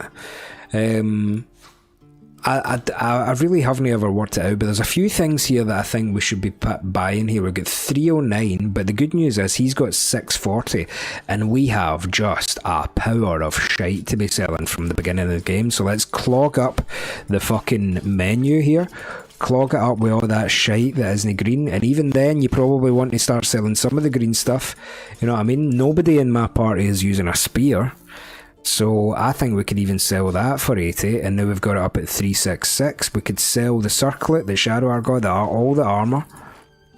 Yep, some of the rings, just keep double clicking, don't worry too much about it. And that clears out all of the shite from our inventory, yeah? And, oh, we could even sell the onyxes. Yep, do that. Sell it all, motherfucker. The malachites. Sell the glass chalice. Sell the coupe. Boom. And then we've sold all our shit. Sell the plate for 12. Do you see that there? Plate for 1. That other plate was better. Sell the ruby. Sell the silver chalice. And then we've got 620 up here. We've also got, I believe Shadow Hearts has some shite that we put on her. Put all the shite on. Oh, that's just... Wait, what did that do? Yeah, there we go. Boom, boom. Why is she over encumbered now? That shouldn't be the case. You wouldn't think? No? I don't know, we'll figure that out later. Anyway, right, so now what we can do... I think it says Little Fawn there. I think you can drag and drop things to avoid that how many would you like to barter box thing. Right, let's... I don't quite know. So we definitely want Spell Thief, yeah? Because it's much better than our hand crossbow, and that's a massive damage increase for Bardy Bards and Drowsy there. So let's add that on for 250. Right? What else could we get? We'd need to get some Clobber for Shadow Heart, some light armour potentially, padded light armour. Right? Boom. Get her some armour. What else we got? Ring of Flinging is good. Just not yet. Right, we need to get that at some point, but not yet. Gloves of Missile Snaring is fabulous, but we're kind of running out of money already a wee bit, yeah? So then we can go balance offer, and he'll add the money to it to balance this out a wee bit. But then there is a way to kind of say, oh, well, no, but I want, you know, whatever. Like, you could maybe get him to add in something else. But to be honest, I don't know. So I'm just going to barter, and then we will be given 177 gold plus 2 pretty decent bits of equipment. And the only thing we did was pick up all the shite up until now. There you go. So, honor mode behaviour. There we go. Guide your path. Okay, so Shadowheart, finally, sorry about this, right, but we're going to go up to the top here at the top left and sort by type. That uses everyone's inventory and it just makes it tidier. Move it over, put it on. Come on, Shadowheart, you can do it. There we go. Oh, it's as ugly as all hell, but that's alright. It's probably actually more in keeping with the aesthetic that we're going for with the hat and all that. She looks a wee bit more cohesive now, wouldn't you agree? Okay, so Spell Thief. Brilliant bow for the early game. Stick it on. It's got a wee extra thing here. It says Arcane Vehemence. It says once per short rest, you gain a level 1 spell slot when you land a critical hit with the Spell Thief. So that's fucking smashing. Especially because I quite like my spell slots. Right, wonderful. Now, we need to do a wee thing here. We're just going to arrange our flourishes, yeah? So this is where you want the 4 thing, and we're just going to quickly rearrange this, yeah? So I'm going to put Slashing Flourish, which is really the only one we're going to use, by the way, trust me. Put all of the stuff... Where is the... Yeah, just put it here, help. Punch. Put all that shite over there. Sorry, I like a tidy hotbar, viewers. Give me a break. Let's see. I feel like there's one missing there. Is there? And then let's move the melee flourishes just in case we ever need them, but I don't think we are ever going to need them. Yeah. Boom. Move all this shite away, yeah. Put that there, and then there, and there. Probably didn't need the 3 slots, but there you have it. Right, so Cloud of Daggers up at the top. Boom, boom. Here's how we like it. Thunderwave, Bardic at the bottom. What else do we have? Fairy Fire's good too. Put that in the support role. Tasha's Hideous Laughter's an attack. There's Dip there. Come on, why are you over there? Why is Throw over there? Jesus Christ almighty. And that's how we like it around these parts. Yeah. Right, that probably looked like the ravings of a madman. Okay, so Guffy not proficient with bow. I think not proficient with martial weapons or longbows. Right, that's a problem. That's a problem. Good shout, FT. I forgot about that, because we're a drow, we're not human. Shit. Okay, so we need stuff like... okay. There is a way to gain proficiency, but I think we might be a fair bit off that. You know? There is a wonderful Act 1 crossbow that you can get. In fact, since... Because, by the way, a great thing to do would be to just shove Spell Thief onto Lae'zel, and she's now got 2 unbelievably fabulous weapons. You know? However, what we're going to check... We're going to go back to Aaron. Good shout, by the way. Oh, sorry, Fawn. Good shout, but good shout, everybody. Thank you. Appreciate you. Do you sell a crossbow, my man? No, you don't. So this is the menuing part of the game. If you were hoping for a wee bit more excitement, we need to get past the menuing stage, you know? This is just part of it. I'm going to lean into it a wee bit. It's going to be a marathon, not a sprint, this game. You know? Tidied up our hotbar. We've got an argument going on here. What are you up to? There's Roland. Let's see. Hells, we can't just leave. They're kin. I'll not gamble our lives, our futures, on people who are as good as dead. We must leave for Baldur's Gate at once. Can we all just take a moment, please? What's the point in blazing spells if we don't bloody use them? We should stay. These people aren't fighters. We can help. Or yell louder. That's fine too. You should all stay. A single blade could make a difference. Okay, let's see. Oh, so no, we don't want to use that. So that is the enhanceability thing that we got earlier, the last time we leveled up. This is what it is. It's Eagle Splendor this time because it's advantage in charisma checks. But if you're in conversation and it's a big one and you desperately want to turn the tide in your favour, you can just hit that and give yourself advantage. However, it does cost a spell slot. So you don't maybe want to use it too willy-nilly, you know. Let's see if we can just pull this off. Yes, rolling well.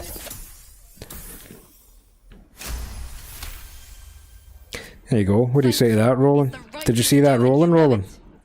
She's right, Roland. Hi, Roland. Zerg. Fine, I'll stay too. Lest you both end up with your throat slit by Goblin Blade. Thank you, Roland. Seems a bit of an entitled sort, this Roland here. Let's see. We should have left by now.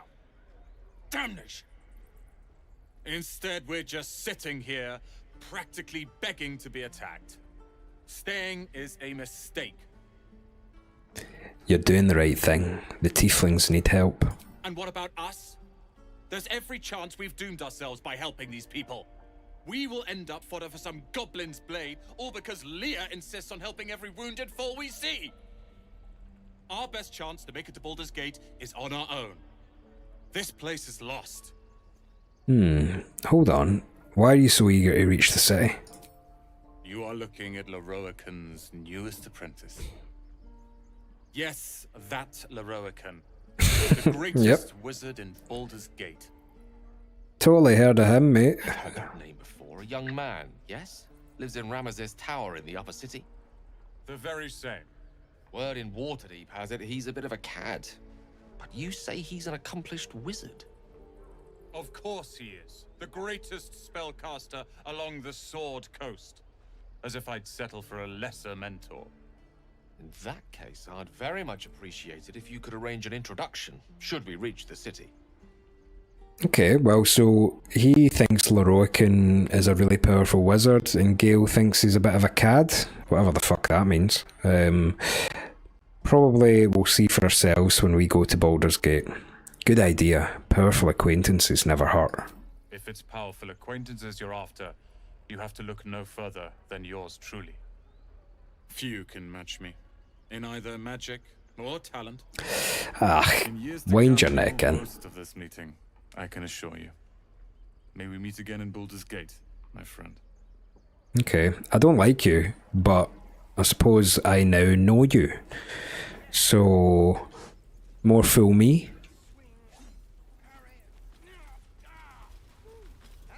This place is a bloody death trap, not a sanctuary. You should clear off while you can.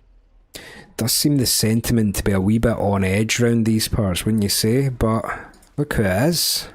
It's Will from earlier. Hello there, Will. Go on. Give me a best shot.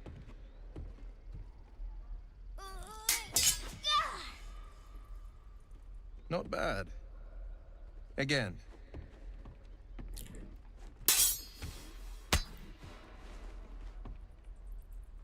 Oh, he's raging. Do you see that face there? I can't do it.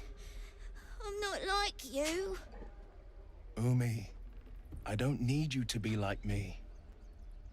You just have to buy enough time to run. Come on.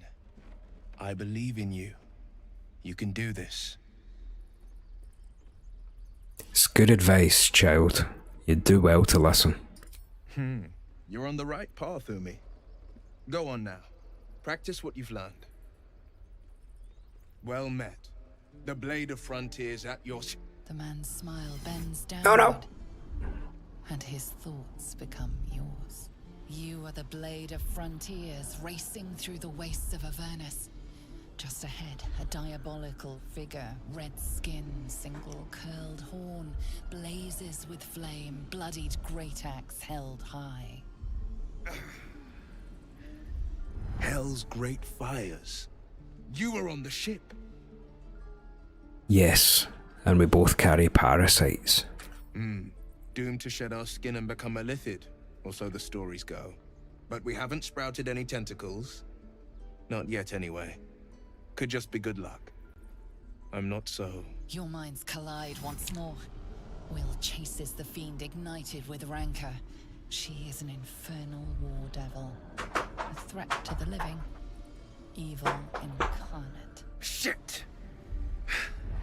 You saw her. Advocatus Diaboli. Advocatus Diaboli. A devil's advocate. A champion in the blood war between diabolical forces and demons. Ah, okay.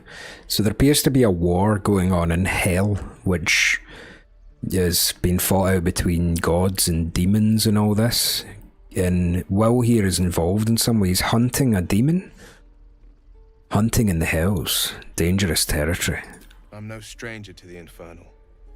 Better to slay a devil before her fires burn common folk to ash. Her name is Karlach, an archdevil soldier I swore on my good eye to kill. I tracked her through the Hells to the Mind Flayer ship, but the damned Illithids infected me before I could end her. She's out there now, preying on the innocent. I don't kill her, she'll leave behind nothing but a trail of corpses. So, we need to help him find a demon named Karlach. Let's join forces. I'll help you cast this devil back into the Hells. I'd love to join, but I don't think there's enough space for me to squeeze in. Okay. Alright, meet me at camp. A splendid plan. We'll talk more there. And much to Crocodile's amusement, Will is now a permanent party member for our team. Hello there, Broken Kitty and Crocodile arrived during that cutscene, and right on cue, Crocodile asks if we can get Will in our team, and the answer is yes. I saw you at the gates. You fight well. A few words for the kids? Spare a story or two.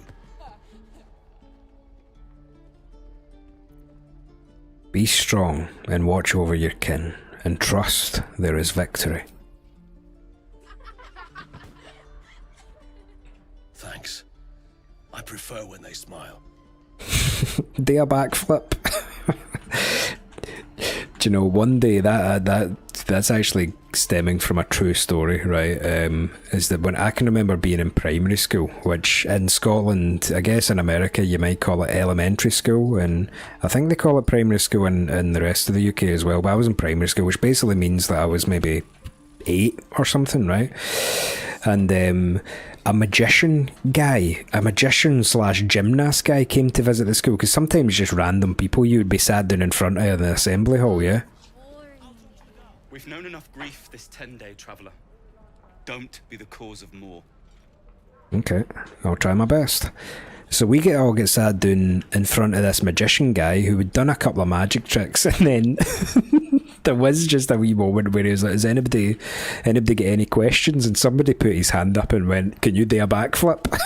Right? And he was like, "Aye." And then the guy was like, "Can you do a backflip then?" And the guy actually stood up and did the most fucking unbelievable backflip, landed it perfectly, and then sat back down. I was amazed. So there you go. So Ramira is alive here because we saved her out in the gate, you know, so although she did hold her own. But one thing that happens in Honor mode is that sometimes when the NPCs die, they're really, really gone, you know. So I've had that in my last Honor mode. One of the major characters died when they were out with my party, and that was her gone, you know. Damn goblins. You should probably get that looked at. I was just gonna let it fall off, stick it in my satchel. Wise guy, yeah? Ain't letting anyone here near me. They all sat and watched while Zevlor near got us killed. He let you in, didn't he? It could have been worse. Oh, very gracious of you. We expected a soft job. Something to test the new lad, maybe, but not a bloody goblin nest. Most would have turned tail at the sight, but not Liam, no. He charged him. The stupid bastard. I guess that didn't end well. Nah. He must have thought we were following. Always the optimist was Liam. Hope they cut him down quick before he saw we were gone. Damn. Poor Liam. There's Aradin as well. Saved him. And he's already getting fucking cargoed, man. Thought you were with the goblins when you showed up at the gate. Glad you weren't. You fight well. Not like them bloody tieflings. You fought well too. He actually did. Full of holes. Now I'm gonna take the blame for leading the goblins here, and losing track of the bloody druid.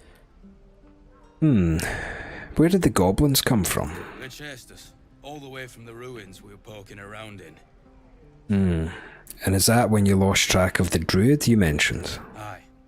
His name's Halsin. And if he's still alive, he'll be cursing the day he laid eyes on me. Halsin. Got a contract to track down some relic, and he wanted in on the job. Eyes lit up when he heard about it. Didn't work out, though. Goblins got him when we were turning tail. Dear. He's either digging latrines or boiling in a cookpot by now. Okay. Can I have a look at that contract? Job's all yours, if you got a death wish. There's a wizard in Baldur's Gate that'll pay gobloads for a relic supposedly buried round these. It's the second time I've heard of a wizard in Baldur's Gate. Just tell me where to find the relic. It's called the Night Song. Supposed to be hidden under the temple where the goblins jumped us. I'd give you the map and wish you a happy funeral, but my mate Brian kept hold of it like his own Todger. Goblins made sure to the fat old chunk. All I've got's the contract. It'll show you where we turn back, if you feel like dying. Okay, thanks. Don't thank me. I'll be well on my way to Baldur's Gate when you die. So we're racking up some quests here, yeah. I'll just do this to get rid of them. So in the journal here, it kind of sections it off, which is a massive improvement from Divinity Original Sin 2. The journal in that game was impossible, man. I ended up keeping my own journal on writing, right? But we've got the Find the Cure for the main quest. We've also got Find the Night Song, which is that contract. It seems to be some relic that a wizard in Baldur's Gate is offering a huge sum of money for anyone who brings him the Night Song. Now, I wonder if that's the same wizard as the one that Roland mentioned that he's now an apprentice of, the name of Lorokin, pardon me. And then you've got all the companion quests, you know, so we've got stuff like continue travelling with Shadow, hunt down Karlach for Gale, find Zoru in this place for Lae'zel, continue travelling, and then continue travelling. So it's quite a handy wee journal, yeah. Okay, let's keep going. Let's see what else is happening around these parts. Oh, Roland has changed location. Do you have anything else to say? My thunder wave will make quick work of any goblin. Aye, sure it will. Yeah, prick. Okay. Octa. You! Saw you fighting those slimy bastards. Fancy a bowl? Best to fill your belly now, while we still can.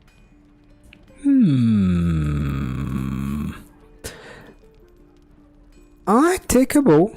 Look, it ain't much, but it might make all the difference. The only way we'll make it to Baldur's Gate is to run, and run hard. If a gnoll catches your scent, you'll need every bit of strength. Trust me. Okay, we received Gruel. Wonderful. So Lalfon mentions the Night Song. Yeah, I'm just trying to not jump ahead too much. Just feigning some ignorance about the whole situation in the name of carting along anybody who's never played this before, but it is a very cool boss fight. Hard the first time I did it, easy when you know what's coming, I think. But no apology necessary. Come on now. Appreciate your input. Auntie Ethel. If it isn't the talk of the camp. Thank goodness you came along when you... Oh. There isn't a bit of colour in those cheeks, Petal. Are you hurt? Cold? Feverish? Auntie Ethel will sort you out. I've lotions and potions galore. How can you not trust an Irish woman, you know? I'll dial back, little fun. No, don't you dare. Come on now. Just with the old story, because there's shit I don't know, you know, so no, just, you know, don't you dare dial it back. What are you, an alchemist? Oh, nothing as fancy as that. But I come from a long line of women with a dab hand at such things. Aha! You take a sup at that and you'll feel right as rain. Oh, that looks like a healing potion to me. Okay. Drink the potion. As you down the potion, a comforting warmth spreads through you. I swear you're still as peaky looking. I've been better. It's difficult to explain. Oh, I've seen it all. I once had a fella who'd been caught dabbling with a dryad. The wife was none too pleased and introduced him to a pot of boiling oil. But worry not. I fixed him up, and depending on the lighting, good as new. My point is, whatever ails you, I promise I've seen worse. She is not to know of our ailment. Only a Gith healer may make us pure. What is it, Petal? What's wrong? Well, Lae'zel, you don't trust anyone, though. Do you know what I mean? How can you not trust Auntie Ethel here? Come on, nobody called Auntie anything is of any concern. So let's just tell her absolutely everything. I've got a mind flayer parasite in my head. As you recount your adventure, Auntie Ethel nods along, her eyes wide. You poor pet! My heart goes out to you, truly. I see no sign of a tentacle yet, but that could change in an instant. You need help. Serious help. I've ne'er a potion or lotion here that could do it, but... yes, I may have something at home. Such as? I've collected some interesting bits and bobs over the years. You'll have to stop by my house, just at the edge of the forest. Let me mark it on your map. I'll be heading back soon, so I can meet you there. Okay, well, we've got a bit of a lead then. I have a few odds and ends for Aye, what you got for sale, Auntie Ethel? What harm? Show me your wares. Hey, bother. Hey, bother. There's not a whole lot that she sells. We don't really need anything like that. Potion invisibility. It's expensive. Don't really need it. Be careful on the road. I'd hate if something happened to you. Take care. Fresh Star says we'll just have to keep Dougs away from Ethel. Indeed. But, yeah. So, Auntie Ethel is our second lead that we can potentially use to get rid of this parasite. The first being Nettie, and then we have to meet Auntie Ethel at her house in the edge of the forest. Damn. Fighting off those goblins. If you need to replace any gear, just ask. My selection's pretty slim. I had to leave most of my equipment in Elturel. Elturel? That forge is holding on by a thread. Are you a smith? Of sorts. Used to be a bread and butter tinsmith before Elturel fell into Avernus. These days my talents are more eclectic. Learned a lot in my time in the Hells. Hope to forget most of it. But between you and me, there's nothing in all the realms like the utter power of infernal machinery. Alas, my offerings are far more humble these days. Let me see your wares. He might have a crossbow on him. Yeah, look at this green crossbow here. Come on now. It is a heavy crossbow though. Because I'm just working with a light crossbow here. How do we get around this? I didn't really think this through in terms of being a drow. And I don't have the proficiency to do it. To use heavy crossbows, pardon me. What do then? Do we use a... what is that? Two-handed... that's a short bow. So the only reason I couldn't use Spell Thief, correct me if I'm wrong, is because it's a long bow. So let's buy a short bow instead, which would be an upgrade. Let's see if we've got any bonuses here. It says Weapon Enchantment. Remind me what that does again? I don't know what that does. It's alright. But the other one has advantage against monstrosity types and also gives you access to Hunter's Mark as a bonus action. So I think hunting short bow, it's not the best. You know, it's not the best thing we've ever seen, but I think we should buy that. Is there anything else we could upgrade? What is Gale again? He's still a druid because I need to speak with animals. She is a sorcerer. So what is there in the sorcerer department now? Nothing really. Nothing really. Bards, I don't know if bards can use shields. Gale can definitely use a shield in a wee minute when I turn him back into a hexblade. And what weapon is he going to use? Maybe we could buy Gale a sword? Scimitar +1 maybe? Although he is human, so he maybe just want a longsword, no? Didn't really think this through. Let's just not do anything. Let's just give me that. Balance off arc. He's a short bow, and we've upgraded Drowsy, which is nice. Okay, and we kind of learned that I think these people, these refugees, their town fell into Avernus and they've came to the material plane as refugees there, which makes this a bit of a sticky situation. It seems like they've just came into this grove because the goblins are out with everybody. So, we do have a quest marker on the map up here, because one of Lae'zel's quests is to find the creche, and apparently a man named Zoryu has seen some Githyanki in the area. Another one. My friend's blood not enough. Come to rip me open too. Oh. In Kresh Kalir, a formal greeting begins with a bow. With you. I think we're going to do our first Loathsworn. Give the tiefling a menacing glare.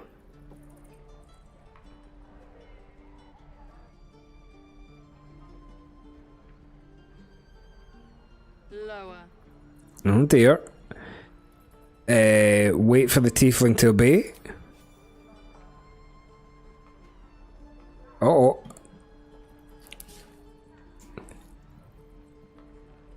You saw another Gith. Where? On the road to Baldur's Gate, near the mountain pass. Saw us for we saw it. Jammed its blade through Yul's belly, straight to the other side. No twisting. Kin must have been in a hurry. The map. Show me. This is questionable, but I feel like we could have did this a bit more friendly. But, I mean, if it gets the job done, you know, maybe cuts the shite and just says, you know, let's no bandy words, you know. Yep. What do you have to say for yourself about that, Lae'zel? Prove compliant. A useful trait. Well, Didn't I? You ought to reconsider keeping her around before she causes real trouble. I have to say, Shadowheart's got the best clobber out of the lot of us, don't I? Hello there, House of Securitrons asks, is it a first playthrough? It is not a first playthrough, but I just thought I'd play it again. It's on honor mode, so we'll see how we go on, but there's no rush to this one. We're going to do pretty much everything, so welcome though. Woo! Right. Do you plan to be rough with everyone we meet? Rough. Soon you will be vomiting blood and tearing apart your Okay. own flesh. Forget asked. The tentacles sprout from your lips. Will you still cry that I was rough? Good point, good point, good point, good point. Enough, tell me your next move. The tiefling was clear. If there are Githyanki west of here, that must be our objective. Purification cannot wait. Did you say tiefling? I'm unfamiliar with the, well, I shall not say culture, custom perhaps. You will educate me on matters of this Fey run. Okay. No, it's Faerun. Oh. What do you mean, purification? The creche holds the Zaithisk. It will cleanse us of the parasite. By covenant, I can say no more. Leave? Okie dokie then. So, within a creche, there appears to be a device called a Zaithisk, which Lae'zel is convinced beyond belief that is going to cure us of our parasites there. So, we'll see how that goes. So far, I don't know if I trust her judgment entirely. So you may be wondering, Guffbaw, why the fuck did you turn Gale into a druid? It's literally for this one bit. So, you speak with animals, cast it in your cell, and there's one of these oxes that is not like the other oxes. There's hungry ox, bored ox, but then there's strange ox. Why is it strange? If we went and talked to hungry ox... Be gone. I am hungry. She's just hungry. No danger. Another one. What are you under there then? Ant? Or ox? What? What are you talking about? The keepers of this place. They change their form to fit their need. They become birds to hunt on the wing. Bears to tear flesh with teeth. But for me, only oxen, only same old hay. And I cannot even eat it, because the horned ones hide their shiny bits inside. Shiny bits? The tieflings put something in your hay. Hiding things. Thinking they're clever. Not clever. Sometimes I eat the shiny bits, and they have to go looking for them on the other end. Okay, cool. So, it appears that they're feeding this person, this bored ox, some shit. So that's a good mechanic in this game, by the way, that every single one of the animals that you see running around, there's even wee squirrels and stuff, every one of them has dialogue if you have speak with animals. So let's talk to this strange ox. You're addressing me, a humble ox. How quaint. Arcana check. Remember, this might be a bit better because we're Gale just now. We've got a +2 for Arcana proficiency. There's something there's something strange about that. I can't do Gale's voice. What is it? We can add... oh no, we can't add guidance to this. Okay, we just need to roll good. Come on. 9 or higher. Oh! There we go. And by the way, if I'd failed that check, every single one of our companions gets their own inspiration, so I would be able to just spaff Gale's inspiration with abandon, you know? Something's off. This creature isn't what it appears to be. There's more to you than meets the eye. Care to explain? No. You are incapable. Uncapable, you say? Come on, old chap, I'm a devil for gossip. Animal friendship. Yep. First level. Clear a 10. Come on. Ah. I'll tell you this much. I'm going to Baldur's Gate, with or without the rest of these poor sods. Now, that's all I have to say besides, and I really mean this, move. Indeed. So, was that worth changing Gale into a whole different class? Aye, it is. We're going to see what becomes of that wee miniature tail later on. So, when I finish, which probably will be soon, by the way, for this episode, I know there's a lot of talking here, but I might split the talking.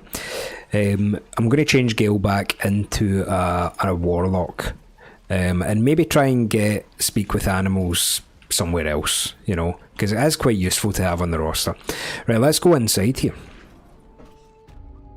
Secluded chamber. What we got?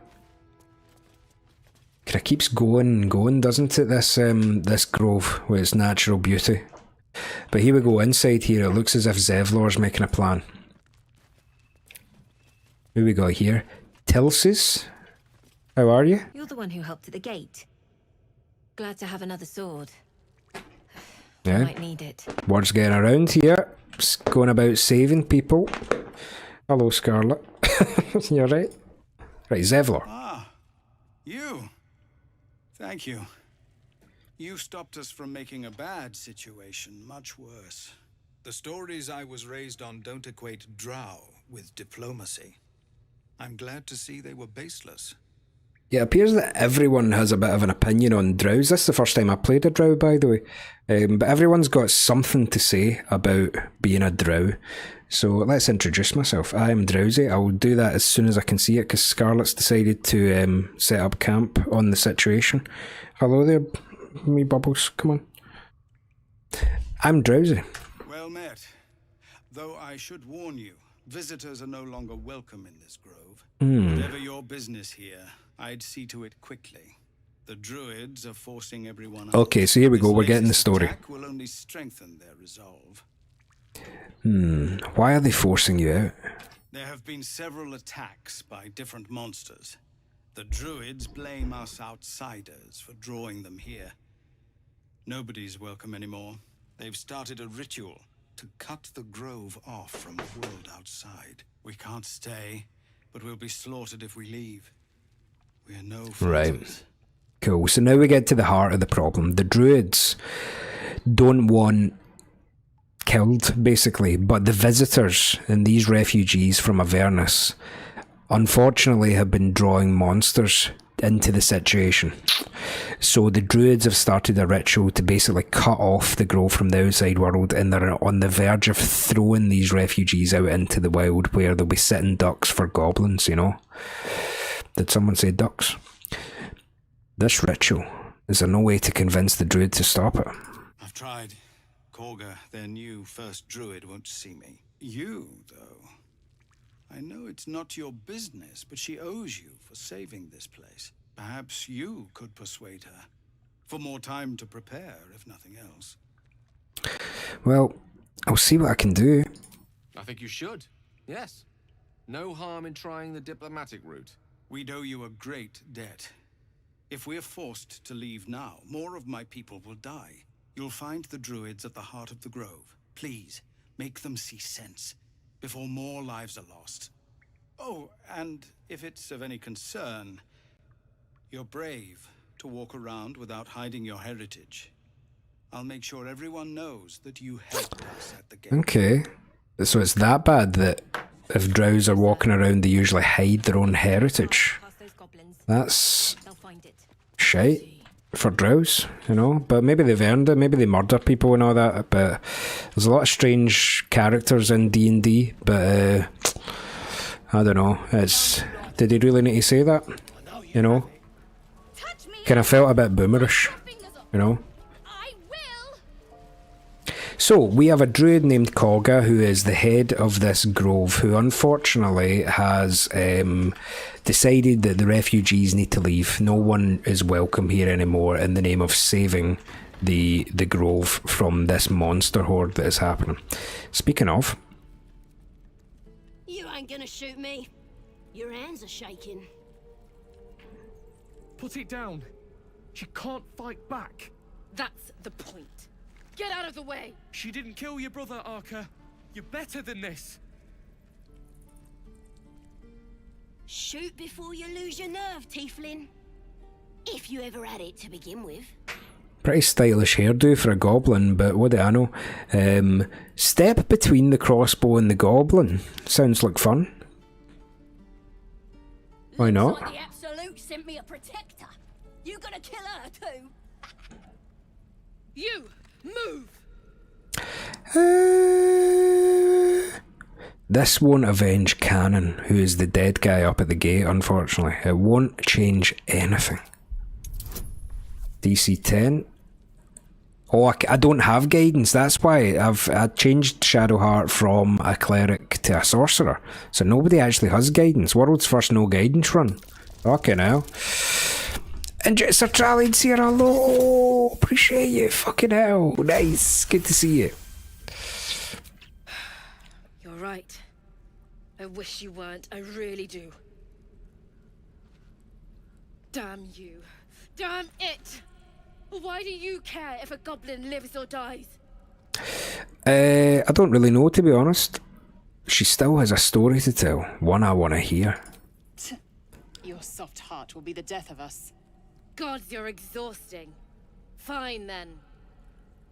It's alright, Arka. Let's go. Okay, it's a shame you would want to take it out on anybody, and never, especially a goblin, man, because where I come from, I don't know, goblins, they're probably not that friendly. Tiring business, isn't it? All this traveling and adventuring. Why don't we take a little break? Allow ourselves a few moments of rest? Gives me a chance to talk to you about something. Well, rather important. Okay. Rather important, all this, alright, go ahead. We've been on the road together for a while now, haven't we? Survived some perils, overcame some obstacles. Ever since you were kind enough to free me from that stone, I've seen you demonstrate remarkable guile and courage. The way you diffused the tension between Zevlor and Aradin. Oh yeah. The way you stood in front of a crossbow to prevent a murder. Oh yeah, the thing that just happened. I've grown to trust you. Oh, that's nice. Hey, that's very gratifying to hear, Gil. The reason I make a point of saying this is that I've grown confident enough to tell you something I've yet to tell another living soul. Except for my cat. Oh. You see, I have this condition. Very different from the parasite we share, but just as deadly. What kind of condition? The specifics are rather personal, but suffice it to say that it is a malady I've learned to live with. Not without some effort. What it comes down to is this. Every so often, I need to get my hands on a powerful magical item and absorb the weave inside. Okay, your illness causes you to consume raw magic. I'm gonna need the details. I can say no more on the matter. Not now, anyway. Just trust me when I say it's all of vital importance. It's been days since I last consumed an artifact, since before we were abducted. It's only a matter of time before my craving returns. That is why I turn to you. I need you to help me find magic items to consume. It is vital. Dare I say it? Critical. Okay, I mean, I'd be happy to help. You have my thanks. And fear not. Your implicit trust is well placed and will be rewarded with any and all means at my disposal. I'm sure we won't have to look very far to find what I need. Faerun overflows with magic-infused treasure. As do our packs, as a matter of fact. We've such an item already in our possession. Primed for the moment the need arises. I hope I can count on you. Absolutely. Okay, so we need to feed Gale some green stuff later on, or it sounds like something terrible is going to happen, so we'll keep an eye on that, shall we? Okay, let's get back to the business at hand, talk to Saza here. Didn't expect to see a drow in here. Did the boss lady send you to rescue me? Who's your boss lady? Another drow. She's one of my best mates. Thought you might work for her. Get me out of here, and I'll take you to meet her and the rest of my tribe. What could a tribe of goblins possibly offer me? The power of the Absolute, of course. Absolute? Priestess Gut will tell you all about it, and make sure you have everything you need. Got a whole lab set up. Cooks up potions that fix our lads, no matter how much of a beating they take. Could probably stick your head back on if someone was to chop it off. Mighty booyog. Booyag to you too, but who is this Absolute? The Absolute is gold from the sky, she is. The blessing in the storm and the storm itself. We're burning her name across the face of the world, we are. Right, so their god appears to be called the Absolute, and they're just zealots. Okay. Priestess Gut is quite the name. Tell me more. Got a whole lab set up. Cooks up potions that fix our lads, no matter how much of a beating they take. Could probably stick your head back on if someone was to chop it off. Mighty booyog. You said that already. Okay, I'm just gonna leave. We reserve the right to come back here and use that as an option. So that goblin appears to have a way into the kind of main goblin camp, that all we need to do is free her and then we can go about that. So the next thing we want to do is Zevlor mentioned that we need to go and convince Kogga, the main druid, into stopping this ritual, you know? Here's one of the kids. He stares right past you as if you're invisible or boring. Yep. Turn around to see what he's looking at. Out of the ordinary. When you turn back, there's no trace. Bastard. So I do believe that that means that we have had something, maybe money, stolen from us. He's a wee pickpocket thief bastard. So for whatever reason, it lets you lockpick this stuff. You just need to keep an eye out for. Oh, that's a spicy number to be hitting there. Come on. Nah, one off. Okay, kind of running low on thieves' tools, but thieves' tools just find their way to you if you trust in Shar, you know? Nah, that's worse. Okay, one more thieves' tools for this, come on. Push yourself and get... Come on. Oh god, that's not so good at all. Oh well, not so good. That's alright. We will find more thieves' tools in due course, and then we'll come back and get whatever that is, which is almost certainly not going to be worth 4 thieves' tools. But one thing that we do need to get at some point is a way to increase our reliability when it comes to rolling that kind of stuff. Right, Matisse. Hello there. Oh, hey. You're one of those drow, right? I heard stories about you. How you all live underground and steal kids away. Everybody's got something to say about my drowness, you know. Yes, surface dwellers tell all sorts of lies about us. Us too. No one says anything nice about tieflings. Here, want to see a trick? Oh. Go on, take this ring. It's lucky. That was a fancy trick. You haven't seen anything yet, lady. Go on, take the ring and watch your fortune change. Okay. Mimic his trick and make the ring disappear. 15. Come on. Oh, not 20, yes! I mean, in the stupidest possible conversation, but I'll still take it.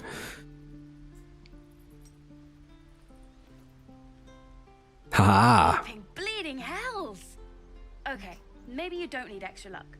But since you're already holding the thing, call it. Heads or tails? Tails never fails. Haha! See? That's the kind of luck you get from one of my lucky rings. Well, good then. I got more where that came from. Real cheap too. Interested? Okay then. Return the ring and leave.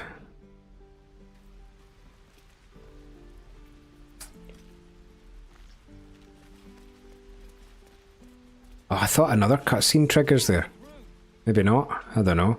Okay, let's go down into the Grove proper. Yeah? There maybe is a case that that should be an episode of gaming right there, considering that that's almost 2 hours of groving. What I think we're going to do is we're going to call it an episode there. Episode 3 was a pretty beefy bake, you know. They're all going to be different sizes, you know. And we'll do Grove Part 2, the sequel, the next time. So we're going to say cheerio to you here, and appreciate you watching. Tune in for episode 4 sometime in the absolutely cosmic expanse of the future. So cheerio. Alright, that's that done then. Unrecord. Not bad. I'm enjoying this. Playthrough's had its own wee quirks so far. I like it. But I'm enjoying this. This is the game now. This makes me want to keep coming and playing. You know, the mouse game was fun, but to be honest, it was just by the virtue of it only just coming out. I'd have probably, if it wasn't bang up to the minute, I'd have probably pied it ages ago, you know. But listen, I'm going to call it a day there, because I've been streaming way longer than I anticipated I did. That last episode was probably a vanity episode, but I've thoroughly enjoyed that, troops. Now I'm gonna we'll disappear for the weekend. Dougie, I'm hoping Dougie's coming on for a wee Fiat Friday.